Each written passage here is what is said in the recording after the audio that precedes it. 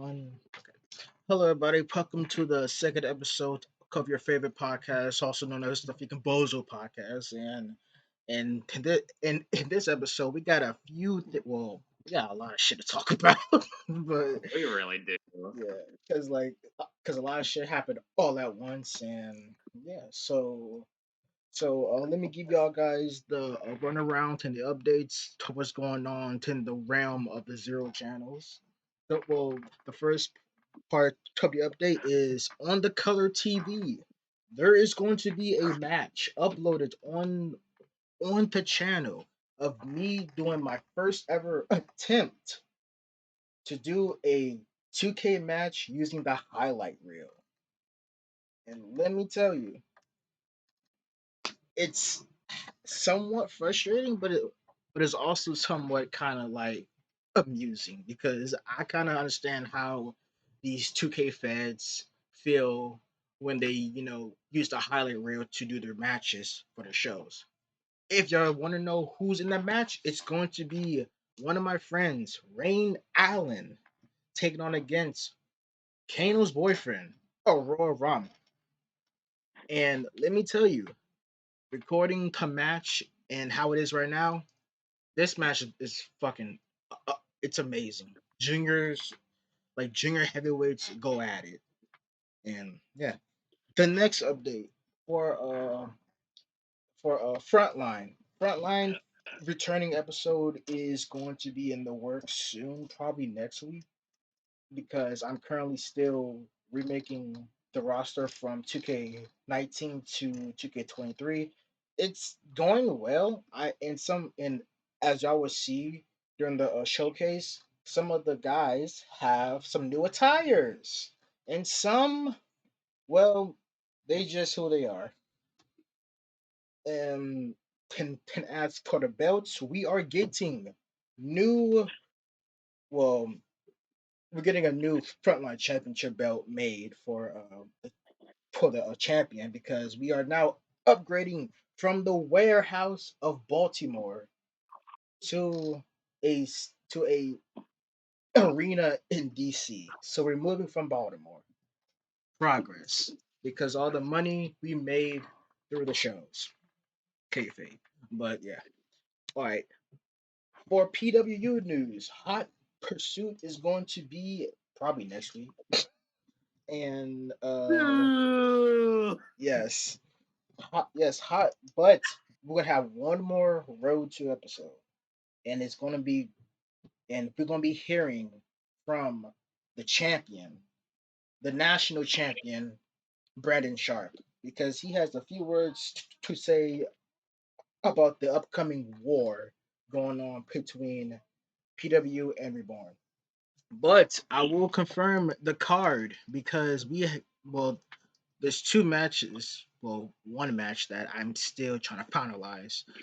So, the first match of Hot Pursuit will be the Unity Championships. If you don't know what the Unity Championship is, it's the tag team titles.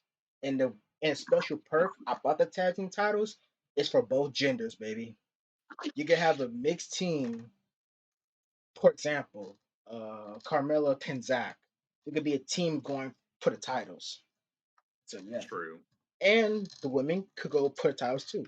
So yeah, the Unity Championship is going to be Quincy and his best friend Shaggy taking on against the surprising champions 200 IQ. The second match, Zach Roper is issuing a open challenge for the Limitless title, the same open challenge that he won the title from. Who's gonna step up? Yeah, and rumor says it might be a guy from a known Fed. So yeah, and and then we Interesting. yes, and then we have a third match which is not finalized, but I'm still working on it. The fourth match, Zane 2KO is getting his revenge from nearly getting his arm broken during the reborn attack at I believe it was August Attitude or some shit. But yeah, he is getting his revenge from that attack. And he's going up against Tony Black, the one who put him in a fucking armbar for next like 5 minutes or some shit. But yeah. Then we have the National Women's Championship match. Jane oh Jade Onoxia take, taking on against Reborn's own Kaikara. And we have details about who the fuck is Kaikara. Kaikara is Kano's sister. And if you know and if you think that Kano is worse, this bitch is crazy. But so Christ. so the family tree is getting interesting. Next, the main event.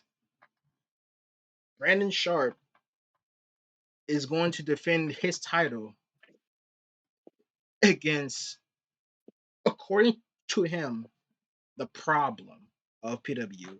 The main problem that might stop Reborn's little thing. So he's going to reveal it to you during the during the final Road to show.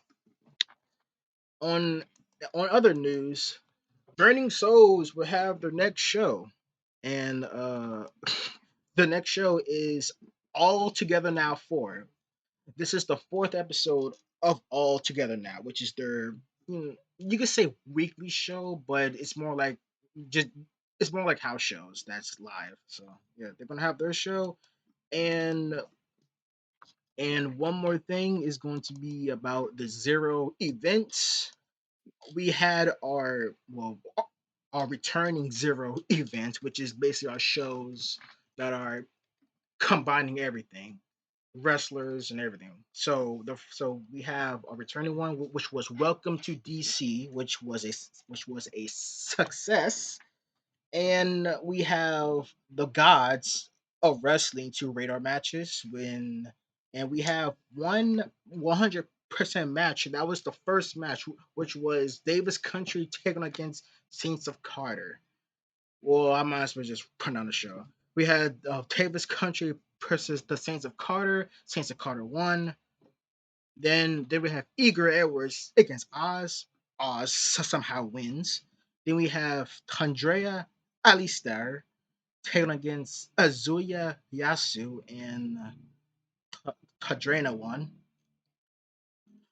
Uh, Ramon Kingsley taking on against Billy Man, and Billy Man fucking won. Then the Metropolitan Championship match between Fletcher Bannon and Chris Danielson. And Fletcher Bannon won and became the fourth Metropolitan champion. So, yeah. And the next Zero event, I don't know what's going to be called, and I don't know what's going to be the gimmick, but yeah, it's coming soon. So, after all this freaking news, we will now introduce to you our guests, or well, our co-hosts. I would probably say now we have Zach Roper, and and he is him, Mar Rivers. Yeah, yeah. I'm Timothy, baby. I'm Yes, him. yes. This is Marmello. Yeah. But yeah, Man, here comes this one. yes, yes. Here comes the yes, here comes the albino ape known as Zach Roper. So No, gotta call him mayonnaise monkey. the mayonnaise monkey. Yeah, that's right. Bro, That's Yeah, my proper pronouns right there. shut your the fuck your up. proper slur. Proper slur. Okay, so Oh yeah, this about to be a yep. fucked up podcast. So as now tradition, we are going to start with what anime have. Well, actually, first of all, let's get this out of the way because I know we got some shit to Oh talk about. boy. So Oh Zach, can shit. you start off what is going on? What do you mean by what's going on? I don't fucking know. Okay. Okay. What the fuck? I What want the you to hell? start the conversation. Jesus Christ. Like, what is going on in the world of pro wrestling? Shall we say? Oh, okay, got you. Okay. Sorry, I thought we were gonna do this later. I guess we're doing this now. because the, Uh, because that was the latest thing that just happened. So might as well get that out the way. yeah, yeah. It really took the winds out of the sails. of a pretty, no spoiler or anything, but pretty solid WrestleMania for the most part, which we'll definitely dive into later in this episode. But yeah, right off the heels of that, we probably had one of the worst fucking Raw after WrestleManias I've ever seen in my life. And it was something where I was watching and I'm like, something feels off. Something about this, like, this doesn't have the same vibe of the show that I've been watching for the past 9 months. And then, I watched Solid Monster's stream. He's reviewing the show, he's talking about it, and then he pulls up from PW Insider that Vince McMahon was pretty much in control of most of the show. Yeah, so Vince McMahon, who has a Gomez Adams mustache now. God, that mustache is fucking horrible, bro. I'm telling you, that shit was just ugly as fuck. I mean, I pretty much, that shot of Brock Lesnar flipping the bird with Vince's face pasted on it, I've saved in my camera roll, and I've used it so many times at this point because that's pretty much what's happened. But yeah, we got reports that there were several rewrites before the show even started, and then there was more changes to the show as the show was going, and it was noted that these were not changes that were the talent and production crew were used to when it comes to Paul Levesque. So it was something where a lot of shit changed. We had a commercial-free first hour, which only had one match between Theory and Mysterio, and there was barely any wrestling in most of the show. I think we had a grand total of maybe 4 matches, if that. And it was something where the women didn't even show up until the second hour, the top of the second hour or whatever. It was rough. It had Vince's blueprints all over it. And then we got the reports that he pretty much was back, and he's also going to be doing SmackDown tonight. So, you excited? fucking can't wait. And this all comes from the heels of the Endeavor deal, which pretty much has UFC and WWE merged under one company. I don't have the full kind of thing of what the deal entailed, but pretty much the takeaway is that Vince does not have as much majority vote as he used to, and he will have someone above him. So we are going to be playing the real life "Can They Coexist" storyline with this. This the whole Endeavor deal was I heard about it and I saw the interview. Well, the the pieces I I'm saw not gonna on be in the Twitter. weeds, alright. I'm not being the weed. I'm like, Oh It's my god. this man fucking liar, by the way. Bro, his bronchitis voice is killing me. I swear to God. It's like this was a good run. I could probably say Yeah. this was a good run. Triple H actually gave us hope, and then just like the NXT call ups, crush it, just destroy all hope we got from everything. Yeah. It was something where I pretty much messaged the group in the GRFC Discord, and I was like, alright, boys, it was a good run. No more weekly watch alongs.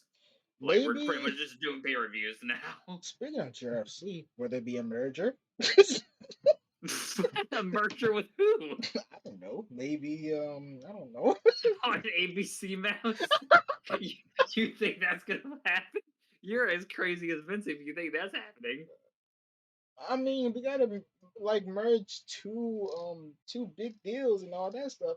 Try to get under one brand. I mean, AEW likes to talk about the Forbidden Door. That would truly be the Forbidden Door right there if that happened. Maybe we should do a Forbidden Door show between my shit and your shit, and we see which one is fucking crazier. All right. But this whole Endeavor deal, it's beneficial to money, but for the talent and for everybody who is like brought back, well, brung back because of Triple H, they about to be in a. Like your boy. I want to cry. Yeah. I want to I'm gonna laugh. cry. It's I'm okay. gonna It's laugh okay. so hard if they release him and then they're like, all right, well, he's not giving me the video game anymore. Are you? Hey, go ahead. If they Cry. release Bray Wyatt, I feel like you're gonna be the first one to text me saying, "Ah, look at your boy." No, what I'm gonna do is I'm gonna send the Roman Reigns laughing video. Rest in peace. Okay, though. What? Well, you know who won during this was motherfucking Jay White because he saw what was going on in WWE. And he was like, nope, I'm going to AEW. Man said not. Man said, look at Raw. He said, no, I'm good, home. He said, He "Nah, saw the nah, writing on the bro." wall. Apparently, the reports were that there was a failure in communication, so they pretty much left him on red, and he was like, all right, I'm going to AEW. Mama's like, you know what? I kind of see why they left me on red because Right. this shit was about to happen. But man, what a time to be alive during Uh-huh. fucking wrestling. Well, we had a good 9 months. Yep, we had a good May 9 months. Not even 9 months. Yeah, like a certain Phil Brooks once said, maybe this company will be better off when Vince McMahon is dead. It depends. All right, who's going to assassinate him? Anyways, listen, not stuff. Shit. So That's a great idea to me, man. it's the only way to do it. But I'm just like, anyways. Now what the fuck? Well, Mar just died and came back in. But anyways, now I mean, it is Easter Sunday in a couple of days, so it's very fitting. yeah. Now let's get on with the first thing. Well, this is probably the second thing by now. What anime have we been watching for the past few weeks or whatever days? A few weeks, man. You know what? I'll go first. You All right, said 3? it All right. could be You know, any. well, to be fair, man, there's one anime I'm watching lately, man. It's Black Lagoon, man. Oh, yes. Oh my god, bro, this is fucking crazy. Black Lagoon has to be the closest we get to GTA, yes and the anime form. They dude, it's literally GTA in anime, bro. It's literally GTA if they become an anime. yeah, like what like I seen the show. I think I'm almost done. I'm still on the freaking maid arc with that crazy ass maid Oh that's my god, bro. I think her Oh my I god. think her name was Roberta. Some Hey, shit. bro, that maid, that nun with that golden Glock. But she was like, "I bid you adieu." Lift her skirt up and grenades fell out, blowing that some bitch up. Bro, I was done. That Spin that's just outrageous. That's outrageous. the block in the name of Jesus, as she says.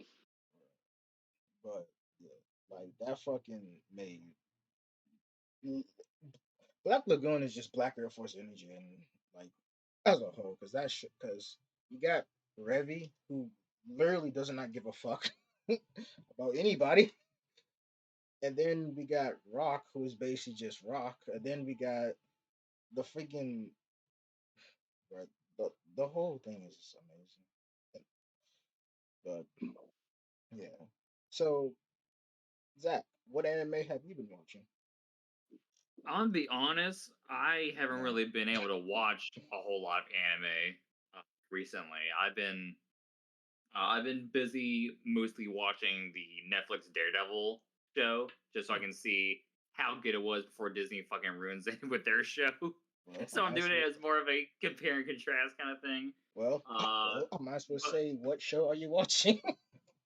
but yeah, so as far as anime goes, I am continuing The Devil as a Part Timer season 2 since they announced season 3 is coming out at some point. I've got Near Autonoma on my watch list. They actually have an anime for that, so that's gonna be interesting. Dropout Idle Fruit Tart I have on my watch list. I started it, but I never finished it. And Mirako Chan is another one I have on my watch list.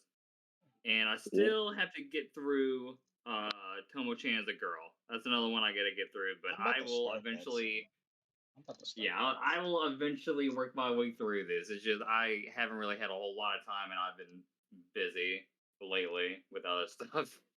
So my anime game has been kind of lacking so far. Makes sense. And we all. Yeah, Right. like, I still haven't watched the new season of My Hero Academia, man. So bro, I'm way fucking that behind. new season is, You are bro, it's so sad as behind, shit. guy. But that new season It's, is just wow. yeah. It's just something where like after Chainsaw Man came out, I like was busy reading the manga and I'm like, yeah, I don't really have a lot of time to like watch a lot of anime at that point. I was like, man, I already watched Peak. Like what's the point at that point? There is I mean, I got hyped for fucking ReZero season 3. I'm like, all right, Peak is coming back. Yeah. Oh. I ain't gonna lie, bro. My cock got hard when I heard the news. Right. Oh, there, all right. there was this one show. Oh, Mar, isn't your favorite anime coming out in a couple of days? You know, the way What's you have to you look talking forward about to. What anime what's the is point for me? this? Demon Slayer? You talking Demon about? Slayer, yeah. Oh yeah, What's the he's point Aren't you for me? excited? Yep. All right. What's You the haven't point? seen any of the leaks at all?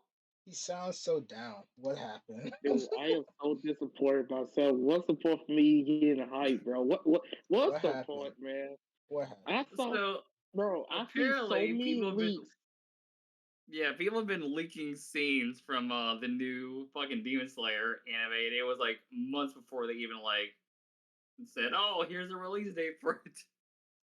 It really be I'm like, yo. yeah, man. Like, what's the point for me getting hype, man? What am I looking forward to, man? I mean, you kind of spoiled yourself in a Nah, way. bro. I literally then the anime side I watched on the stuff on anime. Mhm.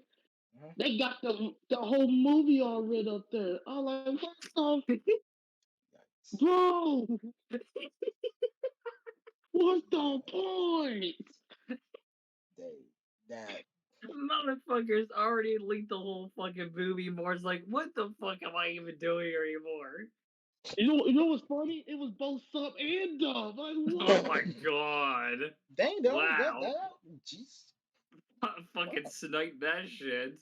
Yo, my man is like dead now. He's like, what the fuck is the Bro, point of my this is I'm gonna put a video, bro. This was me when I seen it. life? Yo, but, Motherfucker had a Cody face. right. This is me. This is me. Man, I fell down Yeah. to my knees when the law Yeah, came. true. That's you know what? I could kind of see that now. But, I was literally on my knees, bro. no, this cannot happen to me. But okay, so Mar got me on Blue Lock, and Oh, here we go. it is a it is a good show, right? I gotta say that first. It's a like I really like it. Like Yeah, this is Captain especially that Tsubasa on character. drugs.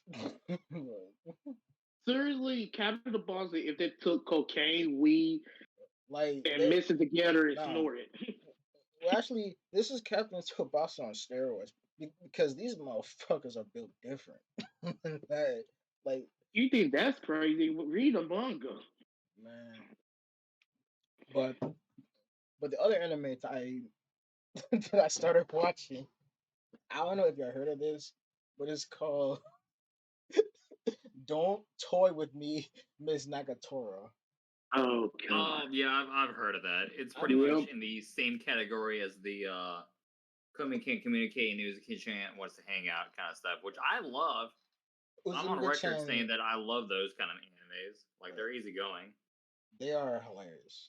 This show is Oh yeah. hilarious because I whole time during the show I was getting so mad at the main character because he was acting like a bitch.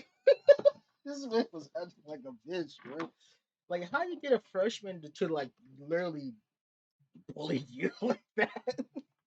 I'm like, that You could know, not be me, bro. That me personally, I wouldn't have I let wouldn't, that slide. I will not let that slide. She over here talking mad shit and being mad reckless. I'm ready to rumble. Like, but it's a really good show. I actually like it, and I really like Uzaki Chan. What's the hangout? It's so cute. Like that Yeah. show's Yeah, cute. yeah, But it's I bro. will say for anyone watching that show to stick with the subtitled version. I don't care if you can't read, you're better off doing it that way. Hey, what a way to expose me, man! Jesus Christ. I mean, I watched the Hey, dub I can't read because either, okay, but I I so can't read because understand. you know what I'm about to say. I watched the dub because I don't feel like it. Okay, you It's are you like it's setting not. yourself a death wish? Look, man, I wouldn't say. Look, when it comes to me and dubs, I just don't care. Like, I want to watch the dubs, but certain anime that I'm really hyped for that doesn't have a dub yet, I will watch the sub because I'm still on Tiger Mask. That doesn't have a dub, but yeah. But the other anime I watch is I saw this because of a guy that I know that I watch, CJ Oh, fuck. Oh CJ God. Champ. Yup, he I know what you're talking about.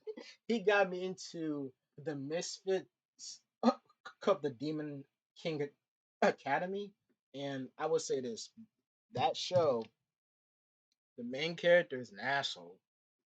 This man styled on everybody. They don't know that he's the actual Demon King that they tried to replace. But this man is disrespectful.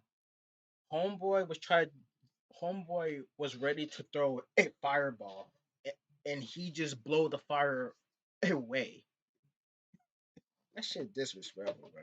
But yeah, that's the animes I've been like actually watching, and bro, I still need to continue Tiger Max W because I want to see like Gato's dumbass face, bro. Oh, true. Bro, anime Gato, he looks so goofy with that freaking bandana when it's covering his eyes, bro. I just love it I'm honestly surprised they haven't made anime Jay White yet. God. Oh God, they're gonna. because the time. Okay, so the time that the anime is based on is not when Jay White's around, I believe. Oh, okay, This gotcha. was this was before Jay White, but this was still during the Kenny Omega. I think this is the time frame when Kenny won the G1. Okay. Yeah, so it's So around that like time. black tights Kenny. Yeah. Okay. So yeah. Yeah, because But that was like the early stages of him taking over Bullet Club pretty much. yeah, this is right after AJ got kicked out and Kenny was leader.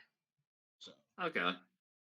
which is a pretty interesting time because if they did it during AJ, I want to see an anime AJ Styles, bro. He probably gonna look tough as fuck, especially during that Right. time. But so that's basically all the anime we've been watching. So let's just fucking ramble, because there's a lot of shit like going on within the fucking world and all that shit in the wrestling Yeah, realm, the fucking the anime realm, and basically everything. Because yeah. I would say we had a time frame where too many things happened at once, from Jonathan Majors Oh my fucking god. to Vince McMahon to fucking basically God. everything. Like, bruh, the past few weeks when like there was no episode, what is going? A lot of bruh. A lot of Yeah, shit. it's better that we're doing this now because we have like a lot of shit to pretty much catch up on, and So where do we we have start like first? WrestleMania what fucking sucks.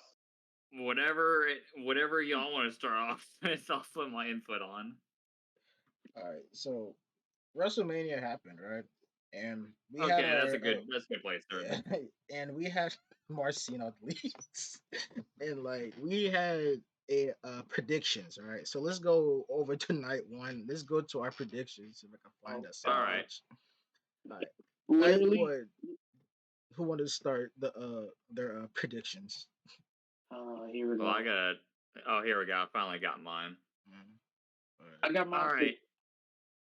Yeah, whoever wants to start can go.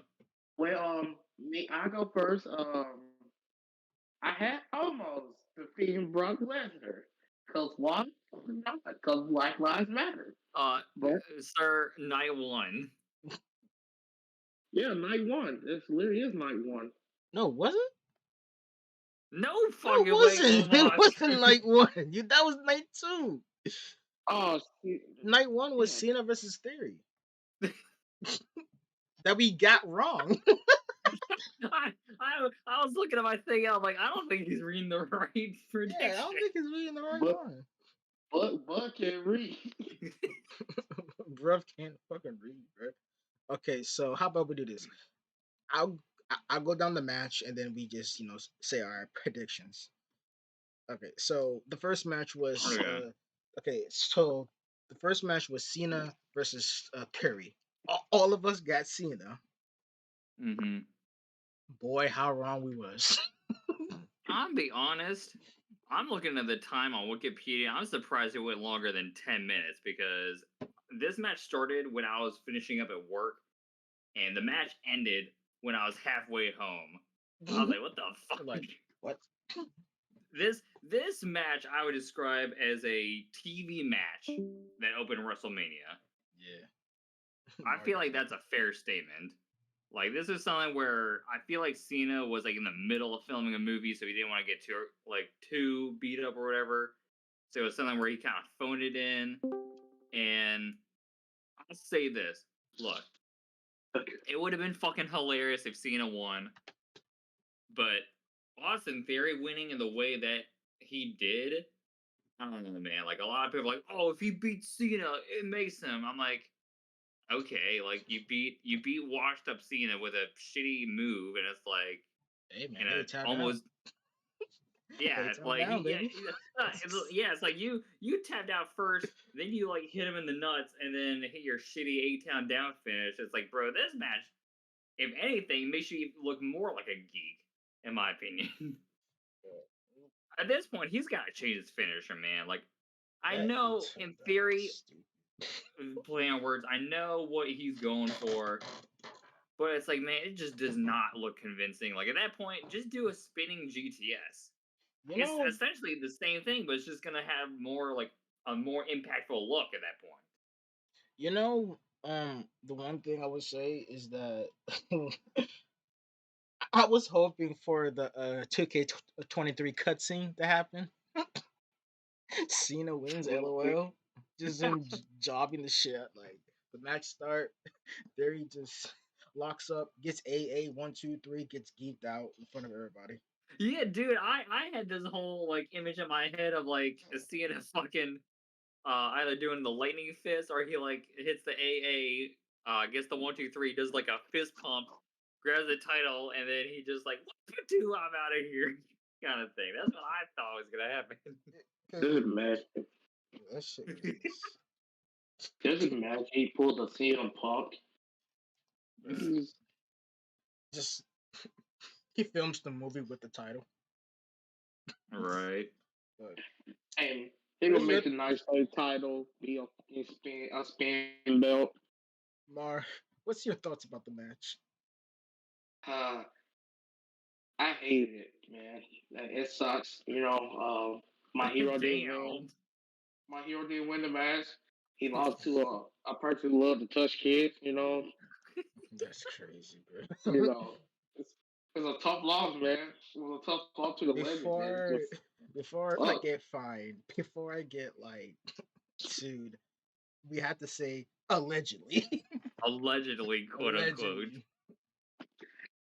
You Before I get shitted on. Yeah.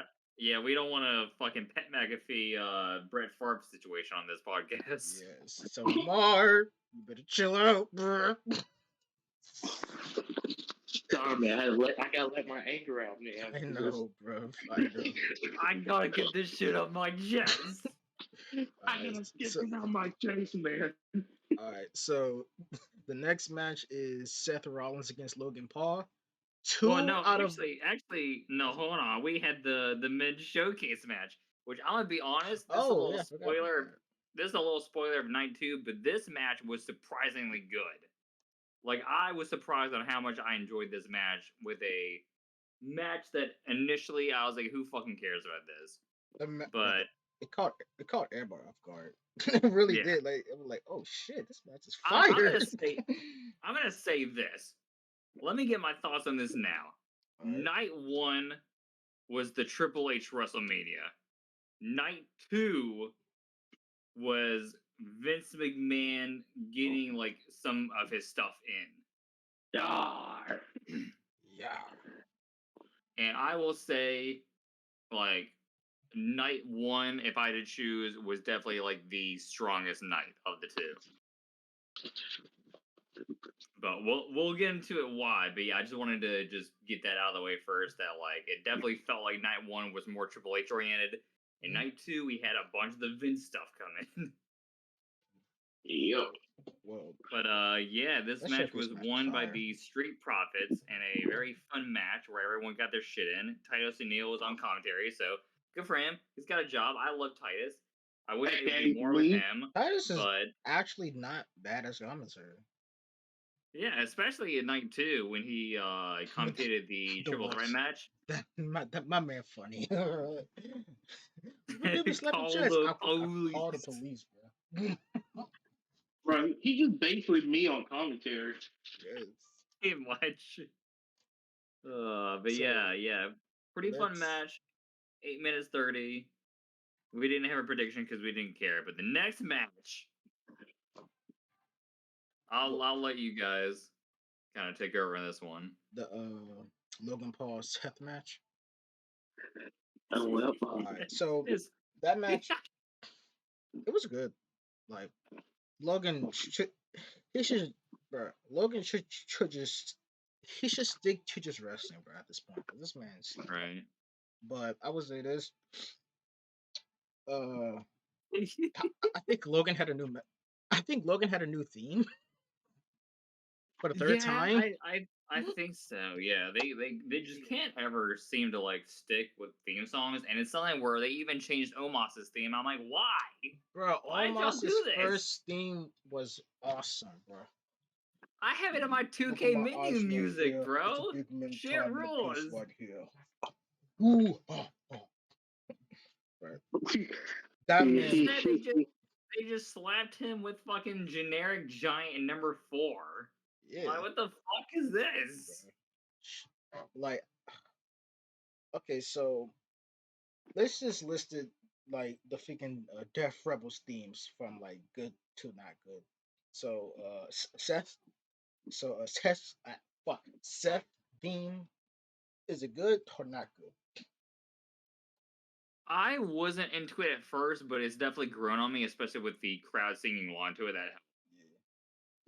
So I would say on the verge of being good. I will say this: it's not my favorite. I think everyone can guess which one it is. But it's good. It's not the best though. What about A-Town Down? No, say it out loud. No. You know what? I'm gonna say this. I don't like the guy, but that theme is pretty good for the most part. I would fucking kill you. No. But I'm gonna say this. I don't know if you never heard of his first theme, Sound the Alarm. I don't think you know what? I'm gonna listen to it right now because I don't think I have. There's a certain version that you gotta hear. It's the one when he was with The Way. That one is actually on 2K22. Oh, interesting. This kid has it all. Sound the Alarm, the Way version? Yes. Alright. Fucking ad, god damn it. Like, some We're guys doing it was, live, pal. like some guys was like memeing it. This kid has it all. Right. And more. 23 years old. You heard? Okay. I mean, it's all right, but I gotta be honest. It's not living A-Town, A-Town dude, like down. that one's pretty good, all things considered. It's All right, not the worst song I've heard. it's not. All right. What about Roman Reigns? I mean, it's like a final boss type thing. Like, it worked for him. Wish they would have gotten a bit more creative with it, but at this point, it's like, all right, like at least I know it's Roman Reigns coming out.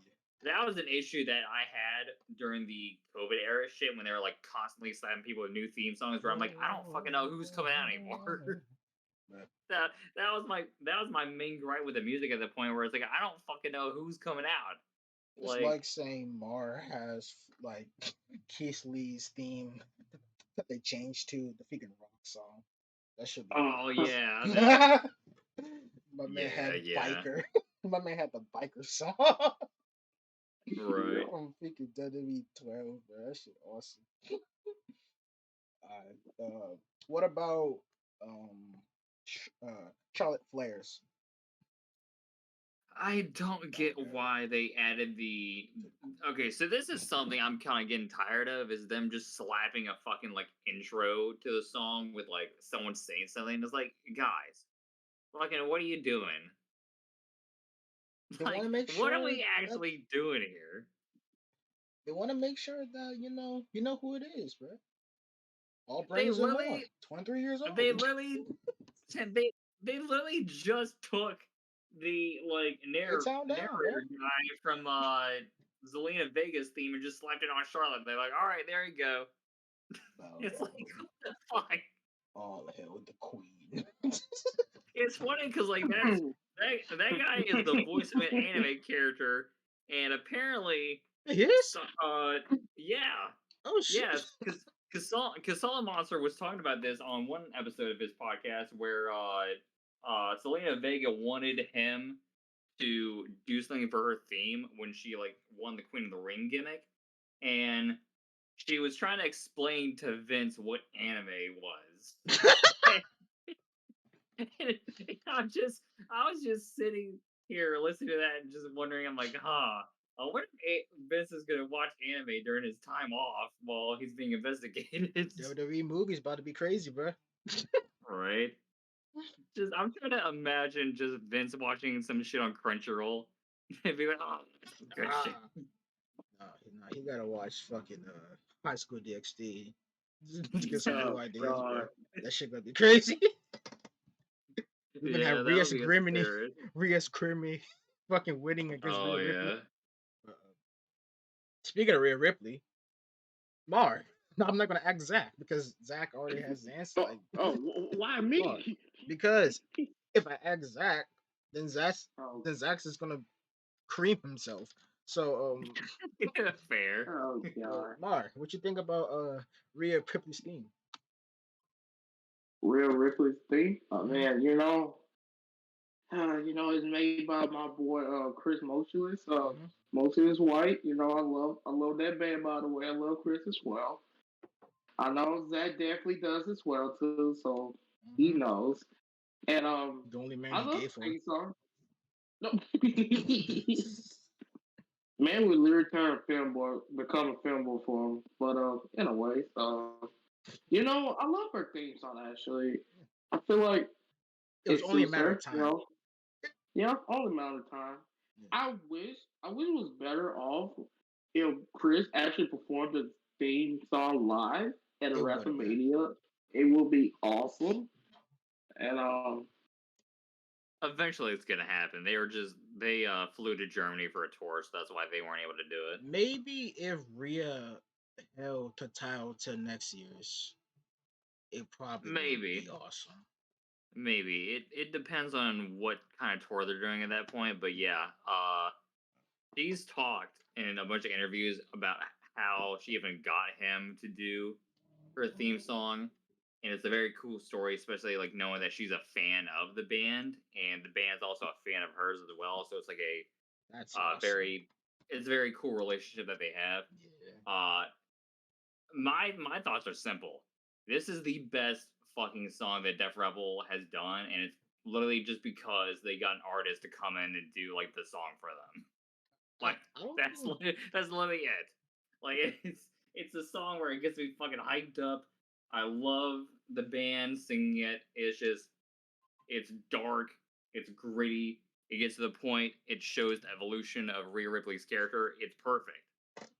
Literally, the only thing that I would change was as I would make it like not repeat as much, but it is what it is. It But could be yeah, like an actual fucking full length song for real.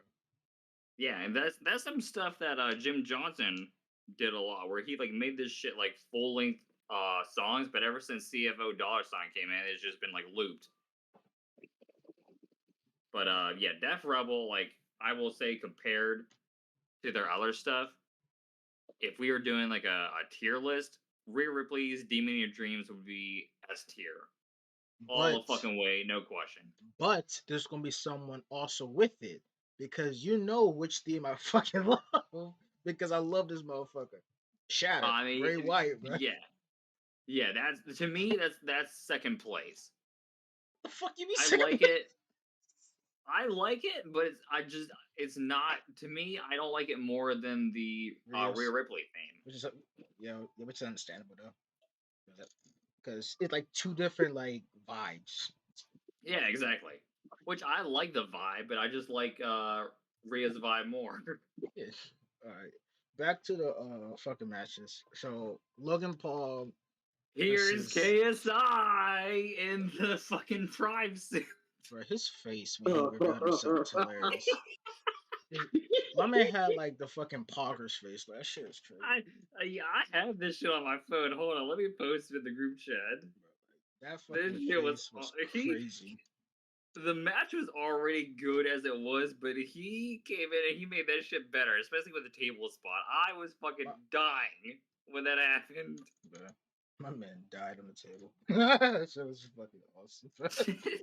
that shit was awesome. So 2/3 voted for Seth Rollins and got it right, but one person, hi Mar. I did it for the memes.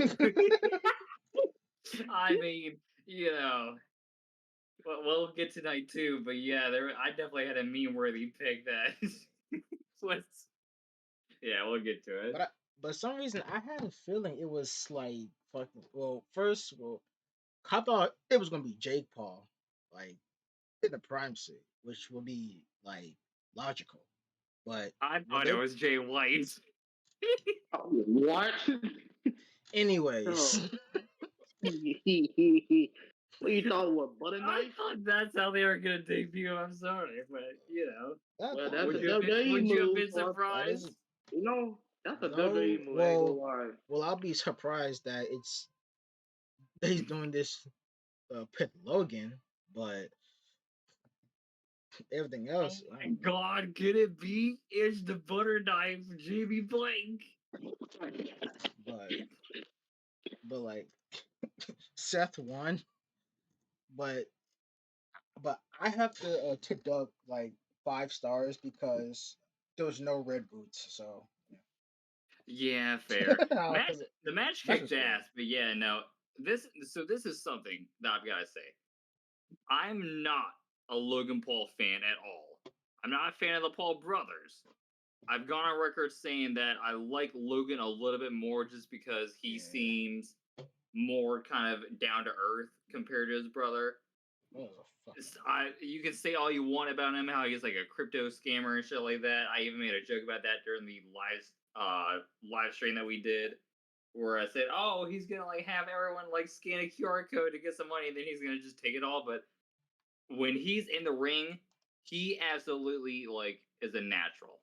He is really fucking good in the ring, and like it's something where it's crazy how good he actually is. Yeah, because this was a match where I knew having them both together, I'm like, all right, the match is gonna be awesome regardless of who wins. Yeah, because it's like Logan's he should just stick to wrestling instead of like what the fuck he's doing now. He could still do the would podcast, help. but he just. Also, what helps is they actually got him to be a heel, which is like the natural fit for him. So it's like them trying to make him a babyface was such a weird fucking booking decision. Where I'm like, why do you guys think that anyone's gonna be convinced that he's like cheerable? No, bro, he is naturally a heel. Yeah, he's got a punchable face. No one's gonna cheer him. Hey, bro, at least he can say this. He went against Roman Reigns for the world title. Yeah, but he still lost though. But yeah, he had a good performance. Well, that's what I'm saying. He's had 3 matches so far, and he has knocked them all out of the park. For no, like, it is just astounding how he keeps doing this. You never You can't keep getting away with this. Like, honestly, you just don't expect him to put up that type of caliber match, you know. It just him put on these high performance. Like probably better performing than most of the WWE on the roster nowadays. It's just fucking crazy, bro. And he's been doing this for what, less than almost a year now? Yeah. And he's already having high profile matches. I already had a world title match already in his belt. He just built different, bro. He just built different. It's just fucking crazy. My rep put this man the world title run at this point. Only 28 years old. You heard? Right. But then we get to father versus son. Well, actually, no.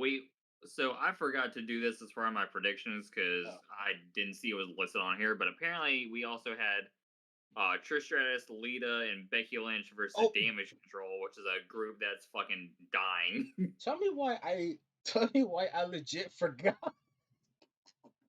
The only reason I didn't forget is because there's a whole bunch of posts on Reddit about Trish, which, you know, understandable. She was looking good that night.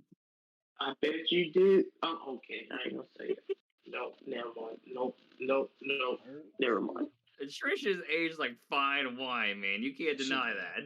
I will say she did age like fine wine. I'm not gonna hold you. Yeah, bro. I like these other women. Like for real, Trish.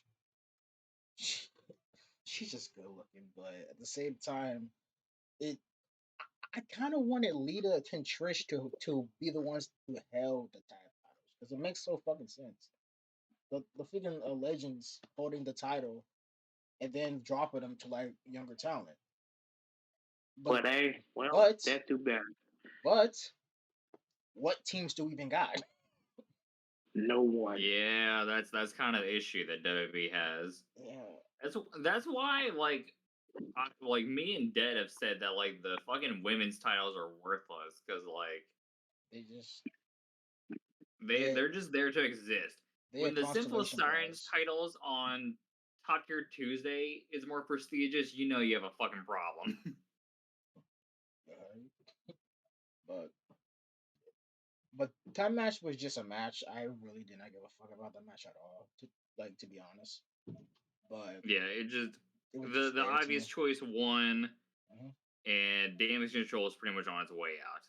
Like you can just tell. You might as well just break them up and have like, well, there's some things going on with Bailey. Like she might end up leaving, which, to be honest, I'll be happy because she gets to have better opportunities, and I want her to.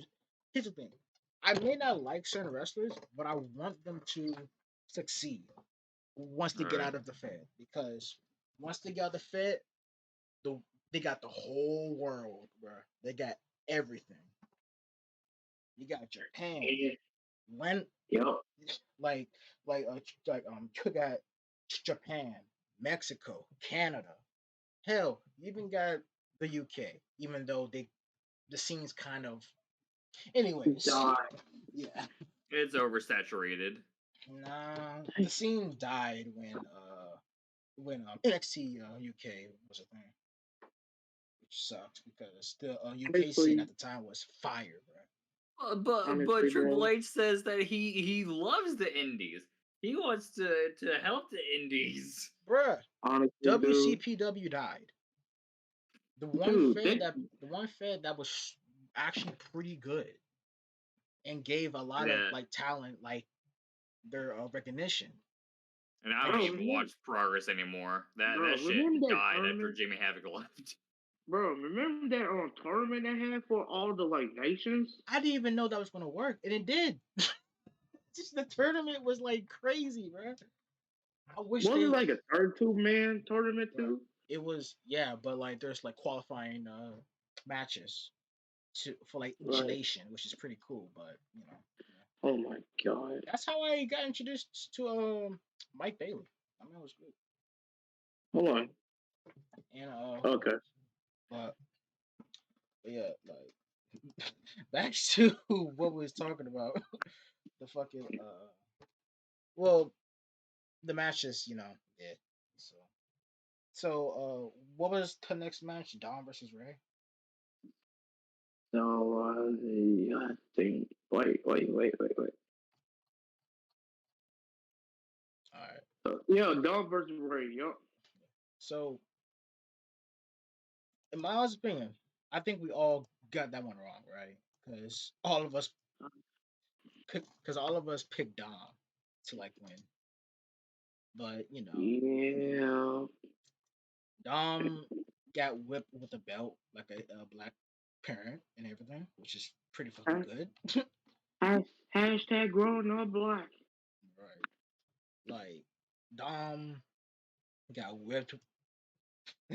I'm not gonna hold you. That was a good spot. That was a really good spot right there.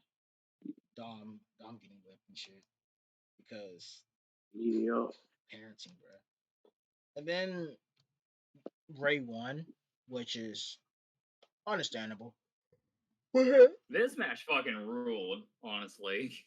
Yeah. Like it was something where I predicted a different outcome, but this story is definitely not done between them two. And I personally loved the shout out to MJF when Dom threw the water in his sister's face. That shit was awesome. I'm gonna say this though, that's how family is. To be honest with you, we could be very disrespectful to each other, but we still love each other. I have a sister, and I would do the same thing if I was a heel. Same. I have a younger sister, and sometimes I terrorize her. But I'll do it to my whole family. But I'm gonna say this: Dom really impressed me the whole match. Like that man actually, he could go. Give him time. Cause I remember when he was first, debuted, he was, green, but you could see that he really improved. And well, yeah, them putting him in Judgment Day was like 100% the right call because he is never been more interesting than he's been now, and he's actually getting reactions when he shows up. The best thing as opposed to like the crowd being apathetic when he first showed up. Now he's legitimately like a heat magnet. Yeah. Yeah, man. And I guess I could say that the fact that Dom, like you could tell they had a lot of fun in the match because it's father son wrestling, but this time they actually wrestling. It's right. Like it's still crazy to me that Dom is that fucking taller than Ray. Like it's just crazy to see that. But I thought Dom was gonna win, and then Ray like tires. Yeah, I put out my predictions. I thought that Dom was going to defeat Ray by pulling his mask off and then rolling him off. I mean that will actually make sense though. Like how he won. If they have another match, I could see that being like some sort of finish that would set up like a hair versus mask match afterwards. I mean, yeah, they could probably have the rubber match at SummerSlam, but I do know it's gonna be Ray and Bad Bunny versus Kenyan Priest and Dom at Backlash in Puerto Rico, which is going to be fun because it's Puerto Rico. Yeah, and plus, Bad Bunny's 2 appearances, he's like knocked it out of the park in his matches. This is what happens when you have celebrities that are fan of wrestling, bro. they know what they're doing, Right. which is crazy. So what was the next match? Rhea versus Charlotte. Okay, I'm gonna say this. Like I don't know what y'all's matches of the night were. Like I guess y'all can say when you guys get to them. Mm-hmm. But this was absolutely my match of the night. Not like KO and Sammy was cool as like a story kind of thing, but as just a fight, as two people just beating the shit out of each other as a war, this was my match of the night. This shit was sick. This was a story 3 years in the making when Rhea Ripley and Charlotte had their match at WrestleMania in a warehouse in front of nobody, no fans. Mm-hmm. This is the match that they wanted to do, and they absolutely delivered. And what I liked is, yeah, like it was slow in the beginning. They were kind of building it up, like they did a bunch of rest holds, but like for the most part, Rhea was just tossing Charlotte all over the place. This was like just a straight up fight, and just seeing them go to war. Rhea's parents were in attendance. Uh, Rhea hitting the avalanche riptide from the top for the finish. Charlotte actually smiling, kind of like giving her like her props afterwards was cool. This was something where like they did this perfectly with the right outcome, the right type of match, and I am very excited to see what they do with Rhea as far as like being a champion, because now she is like the youngest Grand Slam champion. I think she's only like 26 if I remember correctly. Hold on, let me double check. But yeah, she's like, from what I remember them saying, the youngest Grand Slam champion. And as much of a Rhea Ripley simp as I am, I have to give props to not only just Rhea Ripley but Charlotte as well, because it takes two to tango. And this match fucking ruled, and I would probably rewatch this match at some point. But yeah, this match was sick. It was awesome. What are your thoughts? Yeah, man. Honestly, it's just I feel like Charlotte Flair gets so much hate, like originally in terms of her coming back, like constantly getting a women's title shot and win it every time. But in that match, honestly, she did her part actually. Yeah, Charlotte stepped up and she actually like looked like she cared. Yeah, like which definitely helps. Thank God she actually cared. She actually did care. She didn't phone it in. She didn't like have any attitude. Like they definitely had an attitude for not main eventing, but they pretty much used the attitude to just go out and just like beat the shit out of each other. But yeah, it was something where, yeah. I can't say enough good things about this match. If there was one match I would tell people to go back and watch, it'd be this one. The same, I said, the Sami Zayn KO one is cool from a storytelling perspective, but like I said, as far as like a fight, this match was it for me. Right. And yeah, I guess we gotta wait for the we gotta wait for Kano to come back, I guess. No. He's probably gonna edit this shit out. Yeah, pretty much at this point, man. I'm back. So y'all got your thoughts out or something? We mostly went through the Rhea and Charlotte match. So, what are your thoughts on it? Okay, so the match, I'm be real with you. I nearly had a heart attack in that match, bro, for like two reasons. One, because I thought Charlotte was going to retain at times.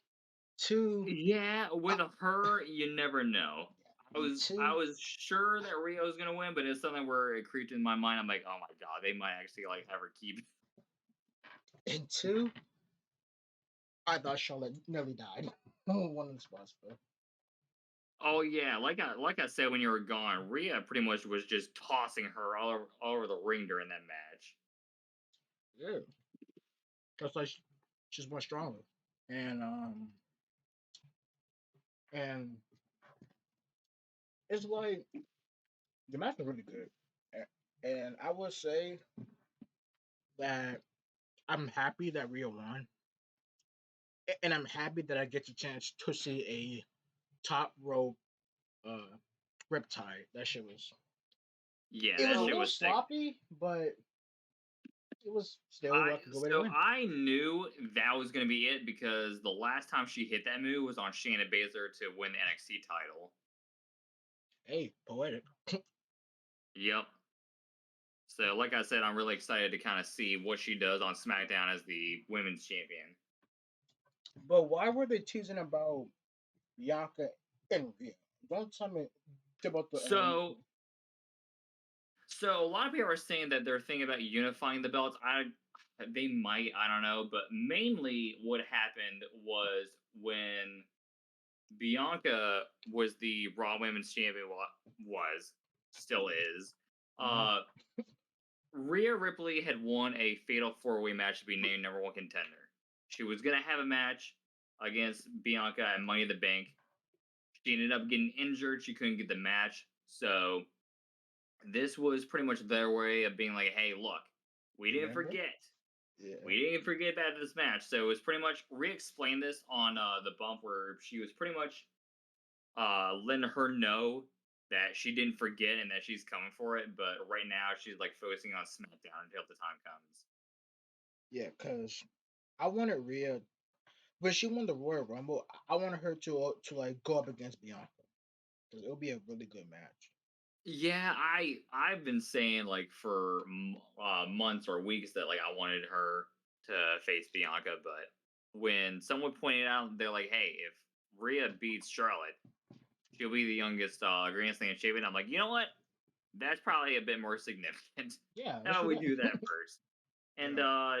like um, I I'm not totally against unifying the women's title, but I would first just want them to just do like a champion versus champion match like they used to back in the day.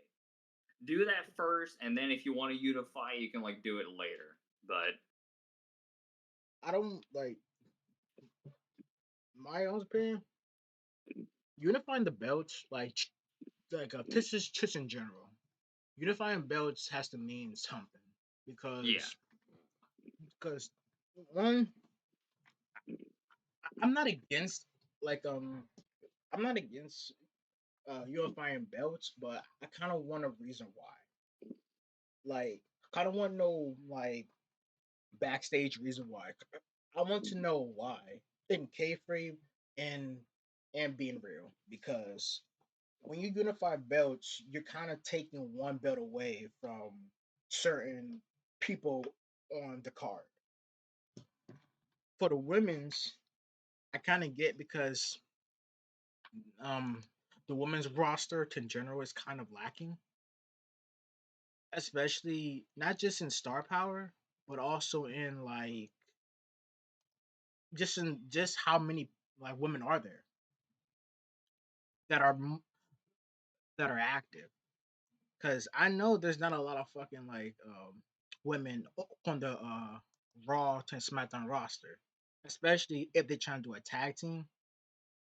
Yeah, so I kind of want the women's titles to be separate for a good while. But then when we started to know that there's barely any women, let's dump the tag titles or keep them, but unify SmackDown and Raw titles to just create the women's title and maybe that the women's tag team on one brand and the women's on the other. But that's just me though. Just me thinking out loud. But like oh and all, I'm happy Rhea won because she finally got her revenge from that one WrestleMania that I kind of don't count as to be canon because it was a weird time. But well, I mean that it was in front of no fans. Like that whole WrestleMania, you could just disregard if you want to. yeah, because That's why I was saying like this match was 3 years in the making, and they actually went out and did the match that they wanted to in front of like thousands of people in attendance. I'm still mad at the fact that Charlotte, like, instead of going for the Raw or SmackDown, she went to the NXT. I'm like, why? Like, why? The fuck? It's so weird. Yeah, we never did get an actual reason, because I remember Triple H being like, "Oh, don't worry, we're gonna give a storyline reason why," and it just never happened. It's like, all right, yeah, you guys just want to try to beat AEW, and you guys fucked up. Yeah, like, I really don't get that. Alright. So, But anyways, this was probably the match that a lot of people enjoyed, and for good reasons. The Usos defending their unified tag titles against the KO and Sammy show. That alright, was their tag team at some point. I just let me stick with that. get this out the way because I have some shit to say about this match. Okay. I was going to cry. Like, I was literally on the brink of tears of joy seeing Sammy and KO win. I was so emotional once they win, bro. I'm gonna be real. A grown man cry. Like, this was amazing. Like, very fucking amazing. Mhm. Like, this was a match that deserves to be in the main event. One of my friends says this is just a consolation prize because it's tag titles in the main event. I'm like, bruh, like, when he said it was a consolation prize because it's a tag team titles in the main event, I was like, no, it's not a consolation prize. If you understand what's going on with the story, especially how this match ties into the main event, because they're in the same story and how long this story was building up for, it Mhm. makes sense for the match to be in the main event because not only this is like a combination of months in the making, nearly a year, from betrayal to like brotherhoods to everything. This it has everything. And then when they came out and put on this performance, it was very fucking great. Like, it was so you get sucked into like you get sucked into this match and get emotionally attached to it. It's so, right. There's no words at this point. This Yeah. was a fucking match, and the crowd killed it, bro. The crowd, like, they killed it in a good way. They literally, you could tell everyone was so. Even though there was like the other matches that took crowds' energy, they somehow got it back for this match. Well, yeah, it's funny that you mentioned the crowd, because I noticed that they were like, they started like making a lot of noise during the Rhea and Charlotte match, and Mhm. like especially this match with that finish, like the crowd just exploded. What I liked about this match was the storytelling was simple. It was uh it was the Usos doing their normal dirty shit, doing the whole double team thing, like, two Mhm. on one kind of stuff. But Sammy and KO had to weather the storm. They had to weather the storm. They had to turn the Usos' own tactics against them. And when it finally came time for Sammy to pull the trigger on Jay, he hit him with a haluva kick once. He took a breath. He was very focused. I think he said something to Jay, like kind of like Shawn Michaels saying, "I'm sorry, I love you." He said something similar to that to him, and then he like did two more haluva kicks, and that got them the win. It was a very, like I said, very story driven match.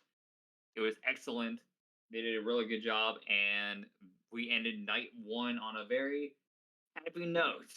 I got a hot And take, then we got night two. but before we go to night two, Bar. Do you got it? Do you got any words about the attack match? Well, honestly, it's a well-driven storyline match, and it was built up to almost a year. I feel like is was great Yeah, overall. The build up, the story behind it, the execution was actually on point, on par, and I feel like it was off like ending off a great note, honestly, to the story. And personally, I love the winners that they chose to win the match, and they truly deserve it. They really deserve that moment. Damon and Kevin O. I love it. I love the match as well. So yeah. that's all for me. Well, I got a hot take. So, you know how wrestling, some people don't really like how like certain things are, like how how I don't want to like be the guy, but the fact this is what wrestling should have actually been more of than what happened to Dante Martin with that fucking Canadian destroyer off the ladder, do like tables and basically Psycho Sid uh, his his whole leg and shit. If you know what I'm talking about, Uh, yes. When like, yeah. have y'all seen the Psycho Sid big boot in his leg just went 360? Have you ever saw that before? Wait, what? There was a spot that happened back in WCW, right? Uh When huh. when like Psycho Sid tried to do like a top rope big boot, but when he came down, his whole like leg fucking exploded.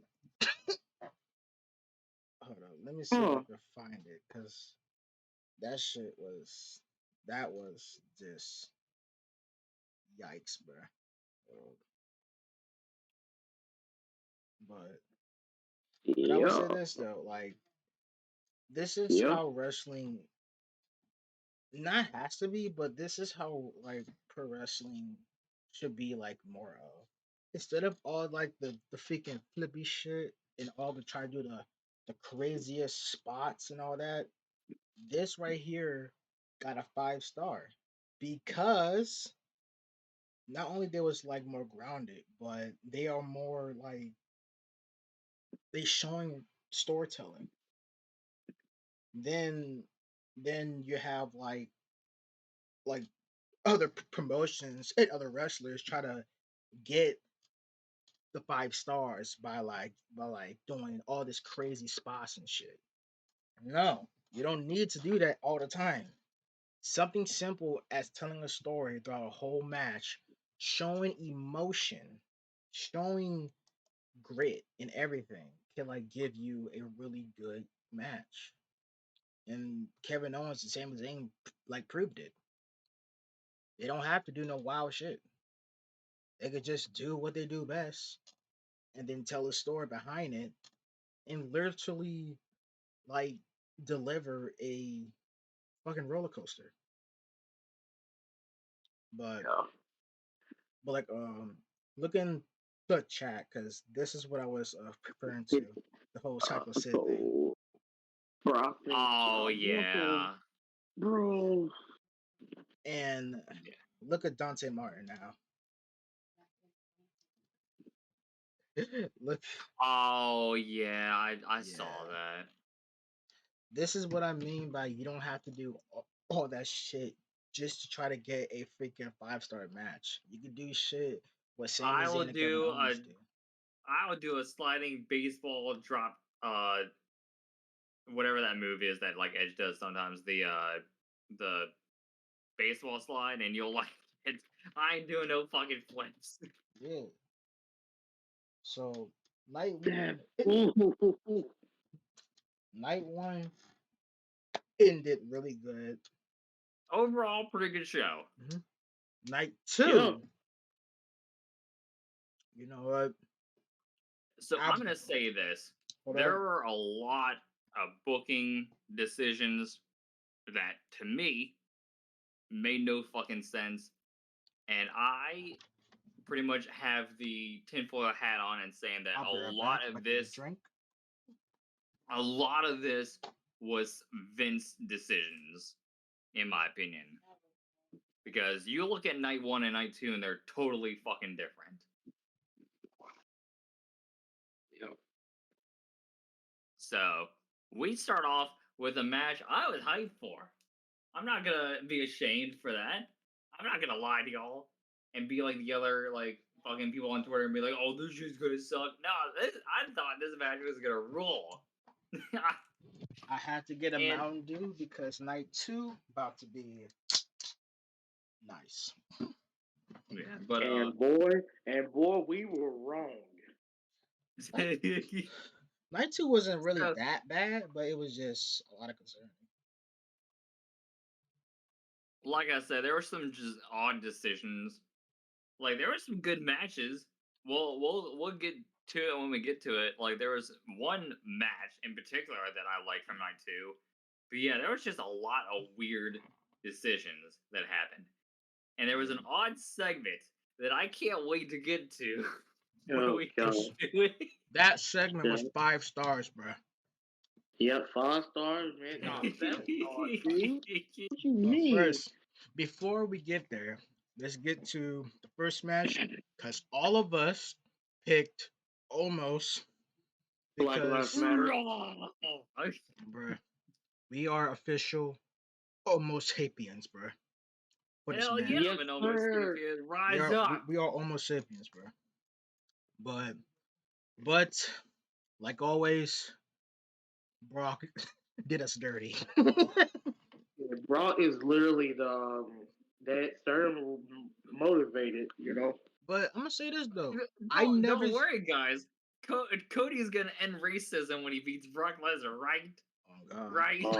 That's right. But I'm gonna say this though, I never seen Brock get thrown around like that. Yeah, that shit caught, bruh.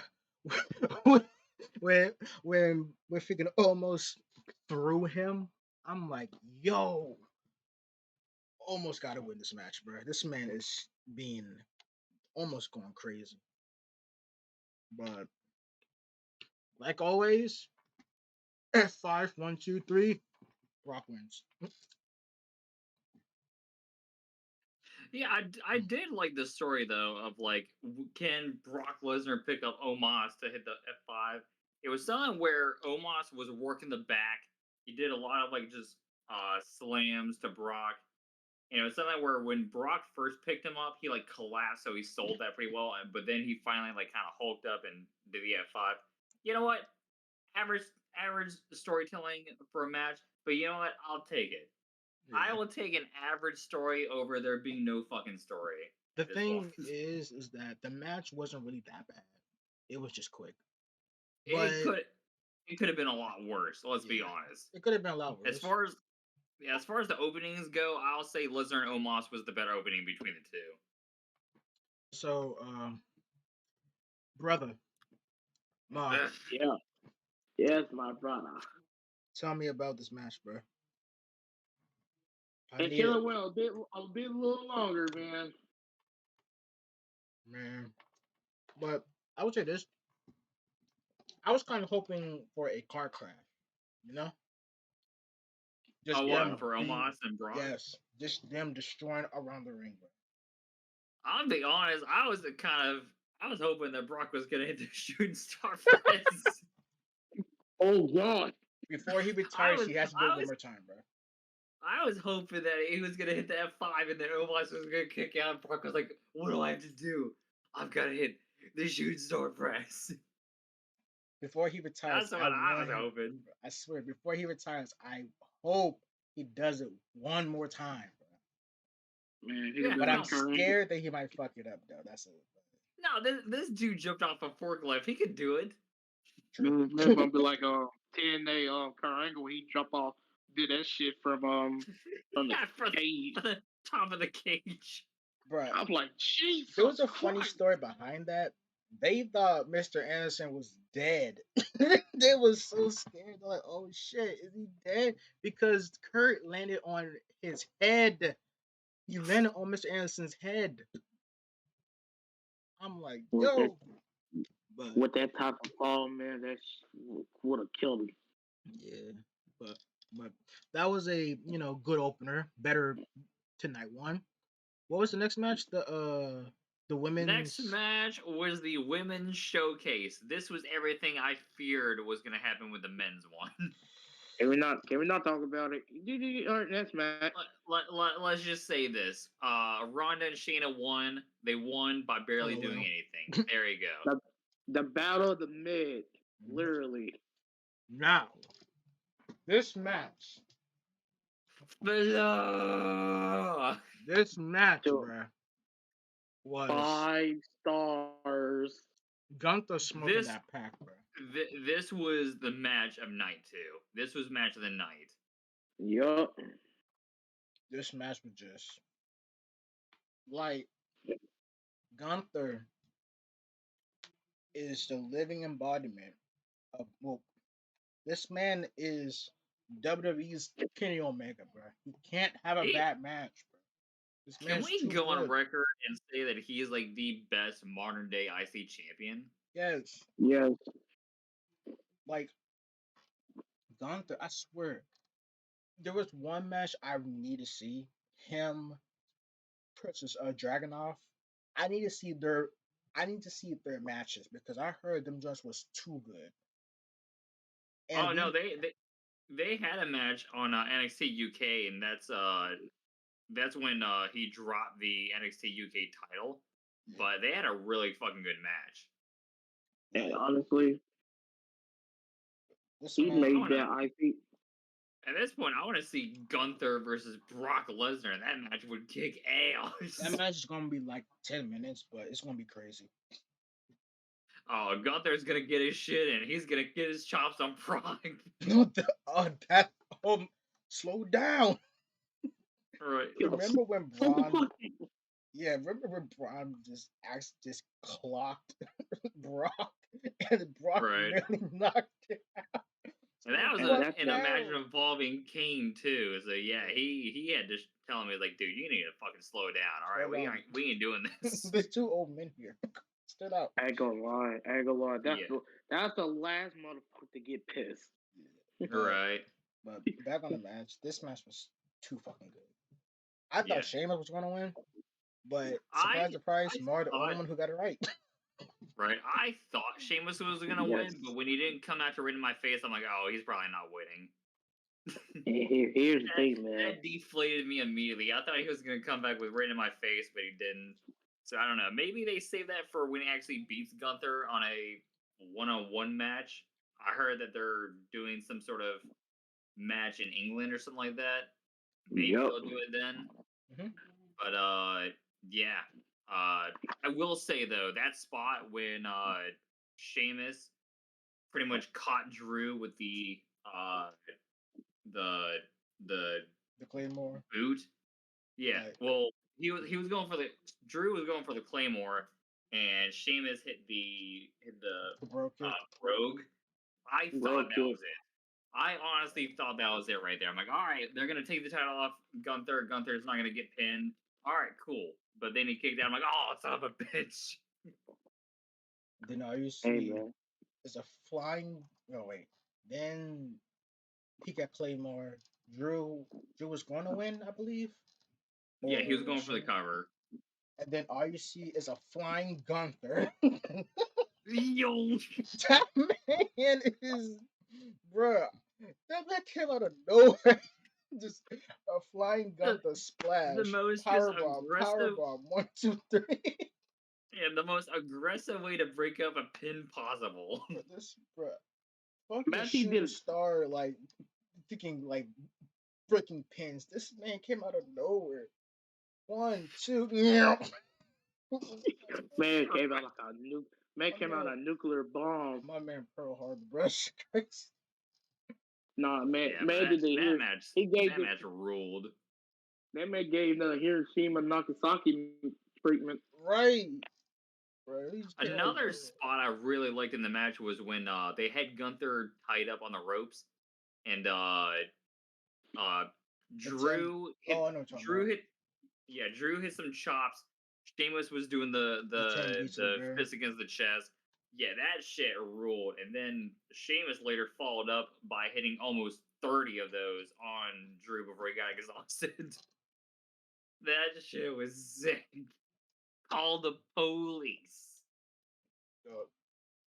When I first laid my back in 2010, when I first laid my eyes on Sheamus, I knew he was gonna go somewhere. This is when I was a kid, like 9 or some shit. They were definitely pushing him at that point because he beat John Cena in like one of his first pay-per-view matches to win the title. All he did was push Cena off the top rope, bro. Right. He pushed him, but this match was fucking. The fact that they had the crowd standing up, giving standing ovation during the match, and Michael Cole does it too. Oh, and Michael Cole's commentating. The commentators were giving them the standing ovation. Like, everyone knew this match fucking ruled. It's something where I was like, all right, whatever night this match is on, that's probably going to be like the highlight of that night. Mm-hmm.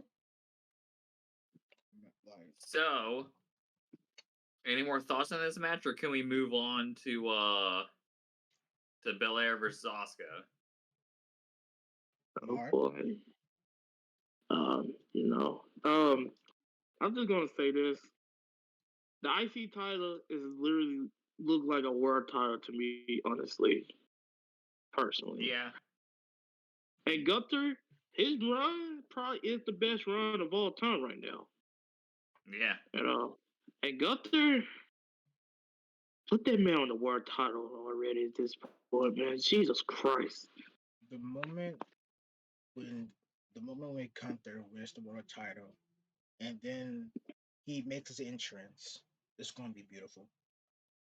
Yes. That shit's gonna be crazy looking. Oh, one more thing. Gunther's WrestleMania entrance made him look like a star. It's so simple, but the lighting of his graphics and him just standing there, he looked like a star. Oh yeah, you got the all white background with with Imperium behind, and then you got him just like in the middle. Mm-hmm. That's just such a cool like visual. A silhouette. That shit look crazy. His theme song fucking rolls too. Like I remember when I first heard it, I made fun of it, but like the more time went on, I was like, you know what, this shit actually kicks ass. His theme is awesome, bro. Get Gunther, bro. Gunther. Original, hey Gunther. Amen. He inspired by Kanye West. Fucking great. But anyways, we got a match that followed that wasn't as good. I'll be honest, I have no idea what the fuck they're doing with Asuka. I don't know who. If Rhea Ripley doesn't beat Bianca, I don't know who the fuck does at this point. I heard that Asuka kind of wishes she was back in Japan. And you know what? At this point I don't blame her for feeling that way because they've done nothing with her. All they've done is like, all right, put on the clown makeup. Are we gonna do anything else with you? Nope, not really. But here's the problem with that. Asuka kind of burned bridges down there because when she was still in the Fed, right, and she was talking about the Ajoshi team, that the Ajoshi scene at the time, she kind of talked shit about it, and that kind of like blacklisted her from a lot of the Joshi fans. So, I'm sure Stardom will take her though if she leaves. No, I can see her being in Stardom. Probably, but she was a anti-Stardom. She was with another promotion. Think of the Joshi scene, like probably still to this day, they kind of a little bit tribal. If you in Tokyo Joshi Pro, you're kind of anti-Stardom. so Stardom would not take you. Depends if Gotcha. you have a good relationship. It's kind of like how we are down here, but yeah. Right. But the only way I can see her going back to Japan and joining a Joshi Fair to, is if she apologizes for everything she said. Then they might take her back. Right. But if she want to go to Stardom, she gotta go talk Yeah. to like some people because they might not want to take her, but she gotta like Right. be yeah. Yeah, But the only reason I say Stardom is so that she could like do something with Kyrie Kari, again because yeah, I love that fucking team. That team was so sick.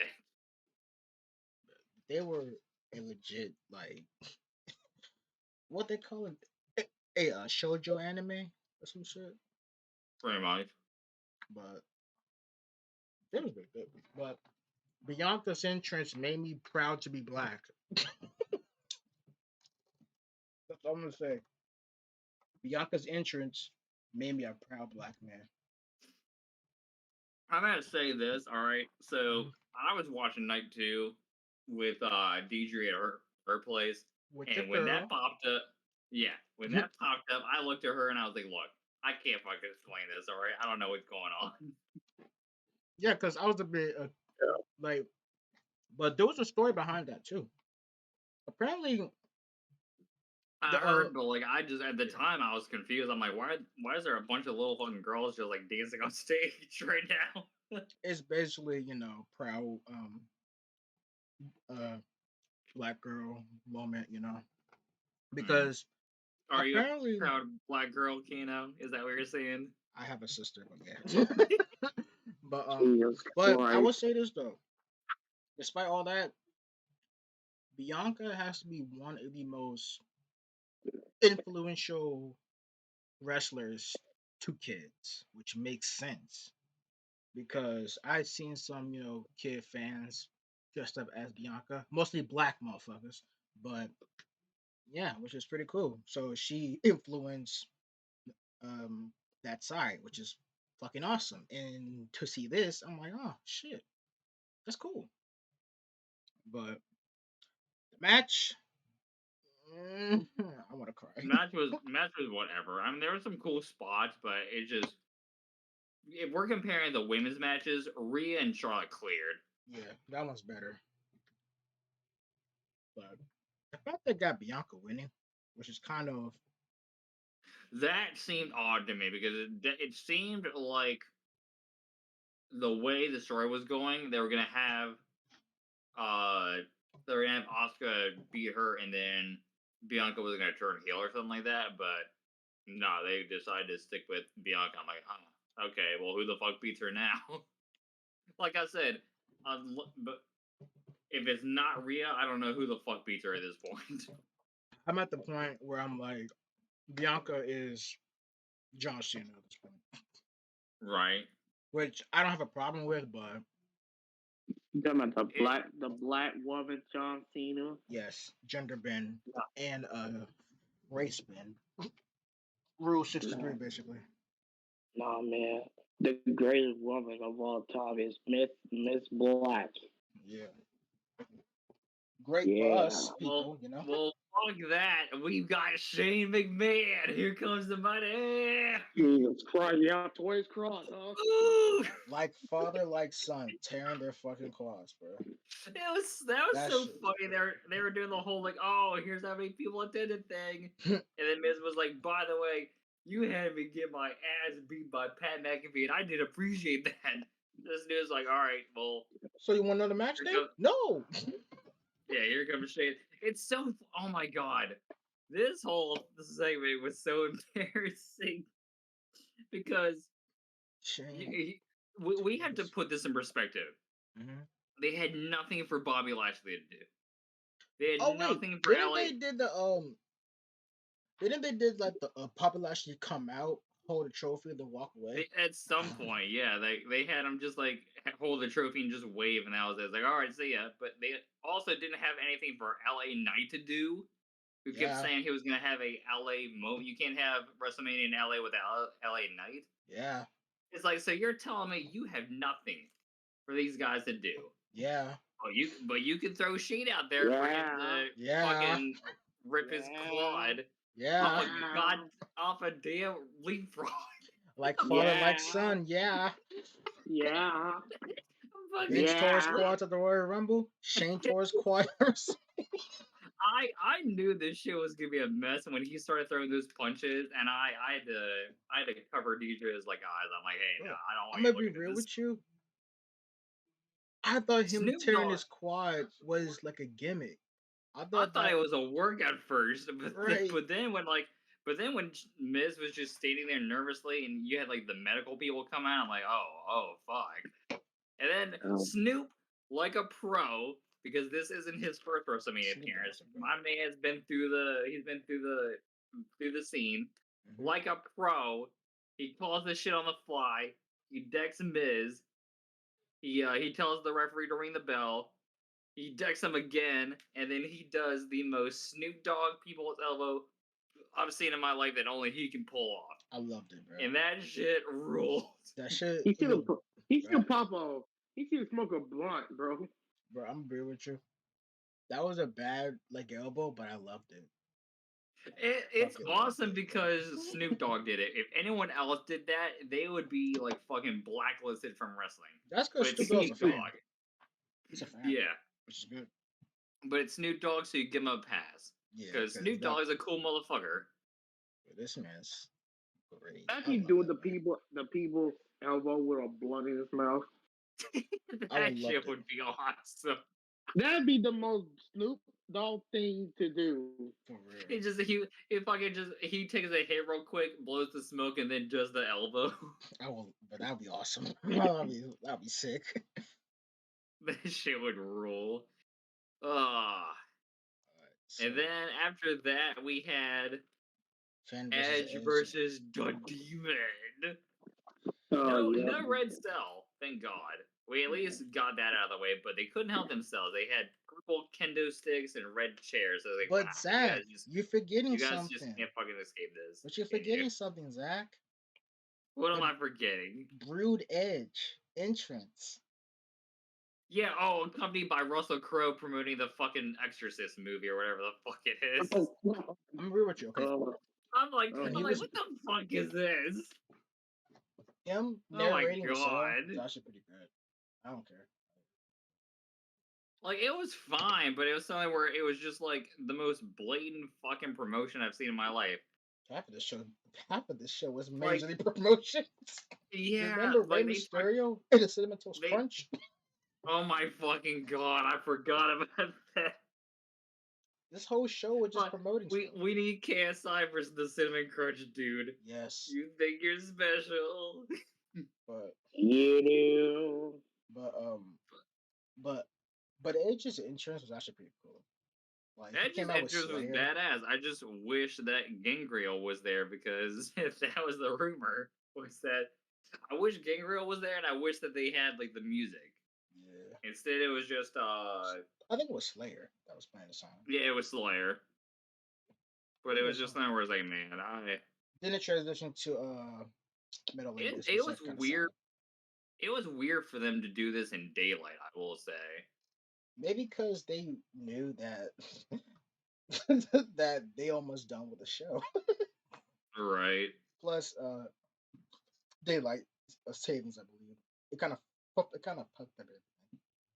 Yeah, daylight savings definitely but that was weird. Yeah. What was weirder was we're giving the win to the young and hungry Adam Copeland for some reason. So I kind of understand why, but at the same time, the match could have been a lot better. But I know why, because when Edge yeeted that goddamn ladder at Finn Balor, he got a big ass gash on his head.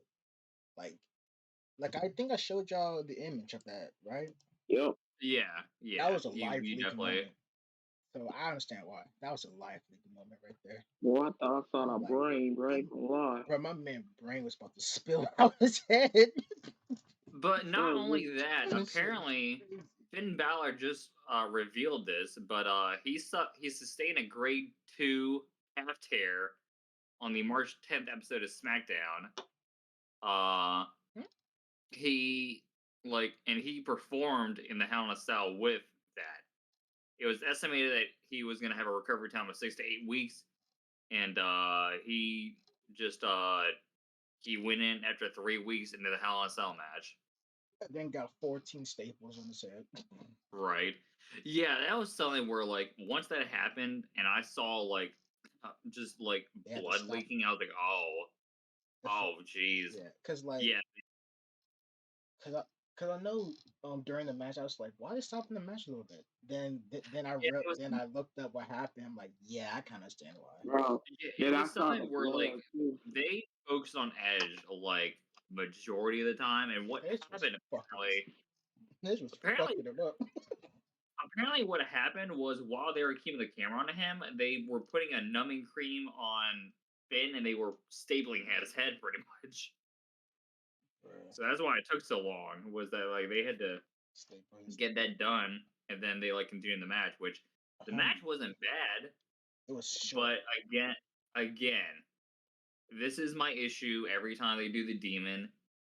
It's just Finn and face paint. He doesn't wrestle any differently.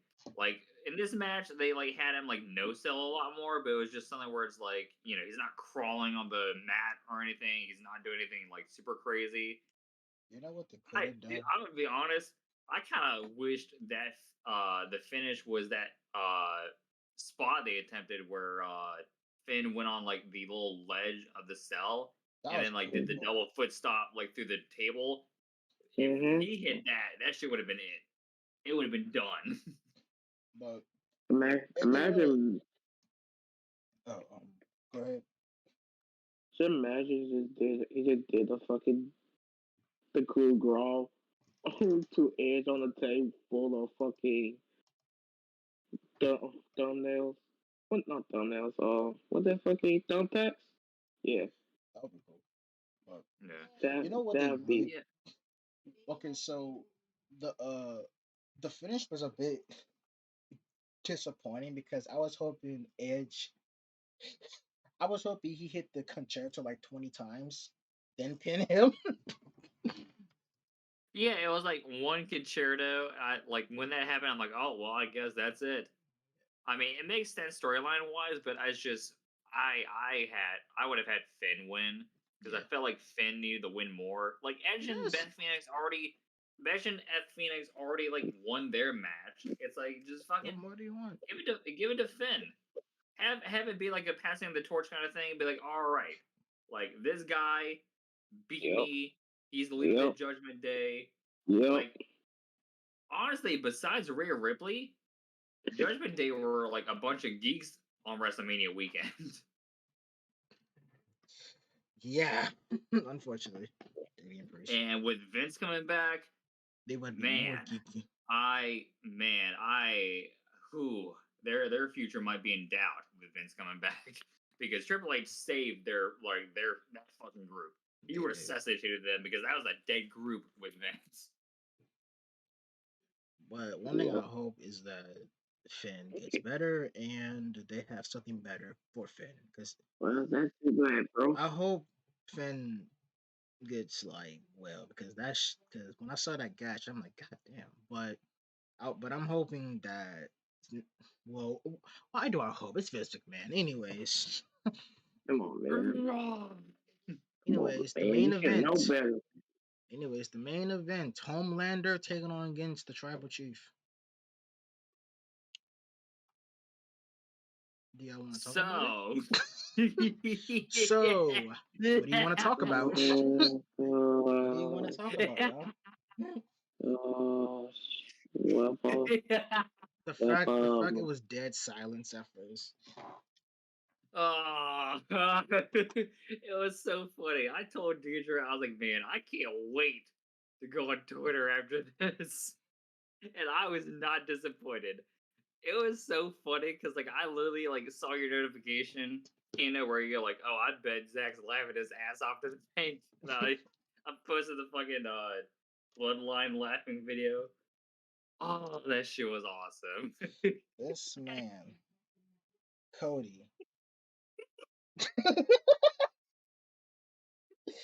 This man Cody. Finished the story all right. Yeah, no, they finished the story. They finished the story with the Tribal Chief getting the 1, 2, 3, baby. Yeah. You know what really sucks about this fucking match though? The match was good. Yeah. Oh man. The match was good, but then all of a sudden, Solo. Look, as much as I'm laughing my ass off about this, as good of a time as I'm having, I will say the finish was not it. That was not a good finish in my opinion. You could have had the same result, but you could have done it differently. Where like the whole Solo coming back, doing the thumb to the throat. That was a lame way to do it. Like you could have done it in a way where Roman doesn't win clean, but he still gets the job done on his own.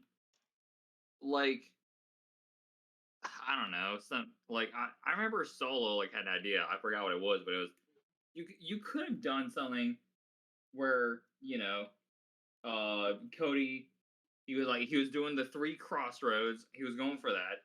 You could have had something where the ref was distracted. Roman does a low blow or something like that, or Cody goes for the Cody cutter, spear, from midair, and that's it. You could have done it in a bunch of different ways, but yeah, the thumb to the the thumb to the throat. This very much felt like a Vince decision. You could tell it was a Vince decision because the match was getting so good, but then it just 180. It was. The crowd was dead. Where it was crazy. You could tell it was building up to a big moment because you had the Usos come in when the ref was knocked down. They were coming in. They were fucking up Cody. Then Sami and KO came in. They evened up the score. It was weird. It was very weird. It was overbooked at times, bro. That shit was ridiculous. The Solo. I will say though, I laughed my ass off when Solo hit him with the belt because I'm just imagining him just grabbing the belt from -1, and just fucking hitting him with the belt.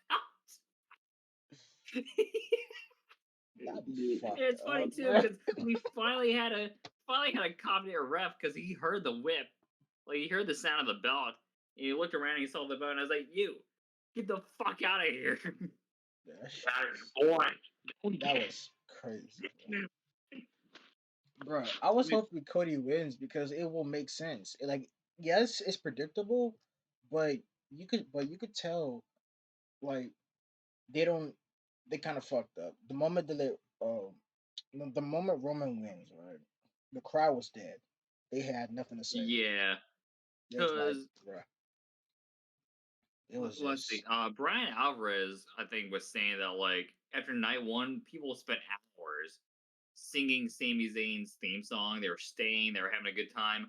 Night 2, as soon as Roman got the win, he said a lot of people just left their seats and walked out. I don't blame him because that shit was ridiculous, bro. It has no right to do this, bro. He's like, oh, Roman should win, man.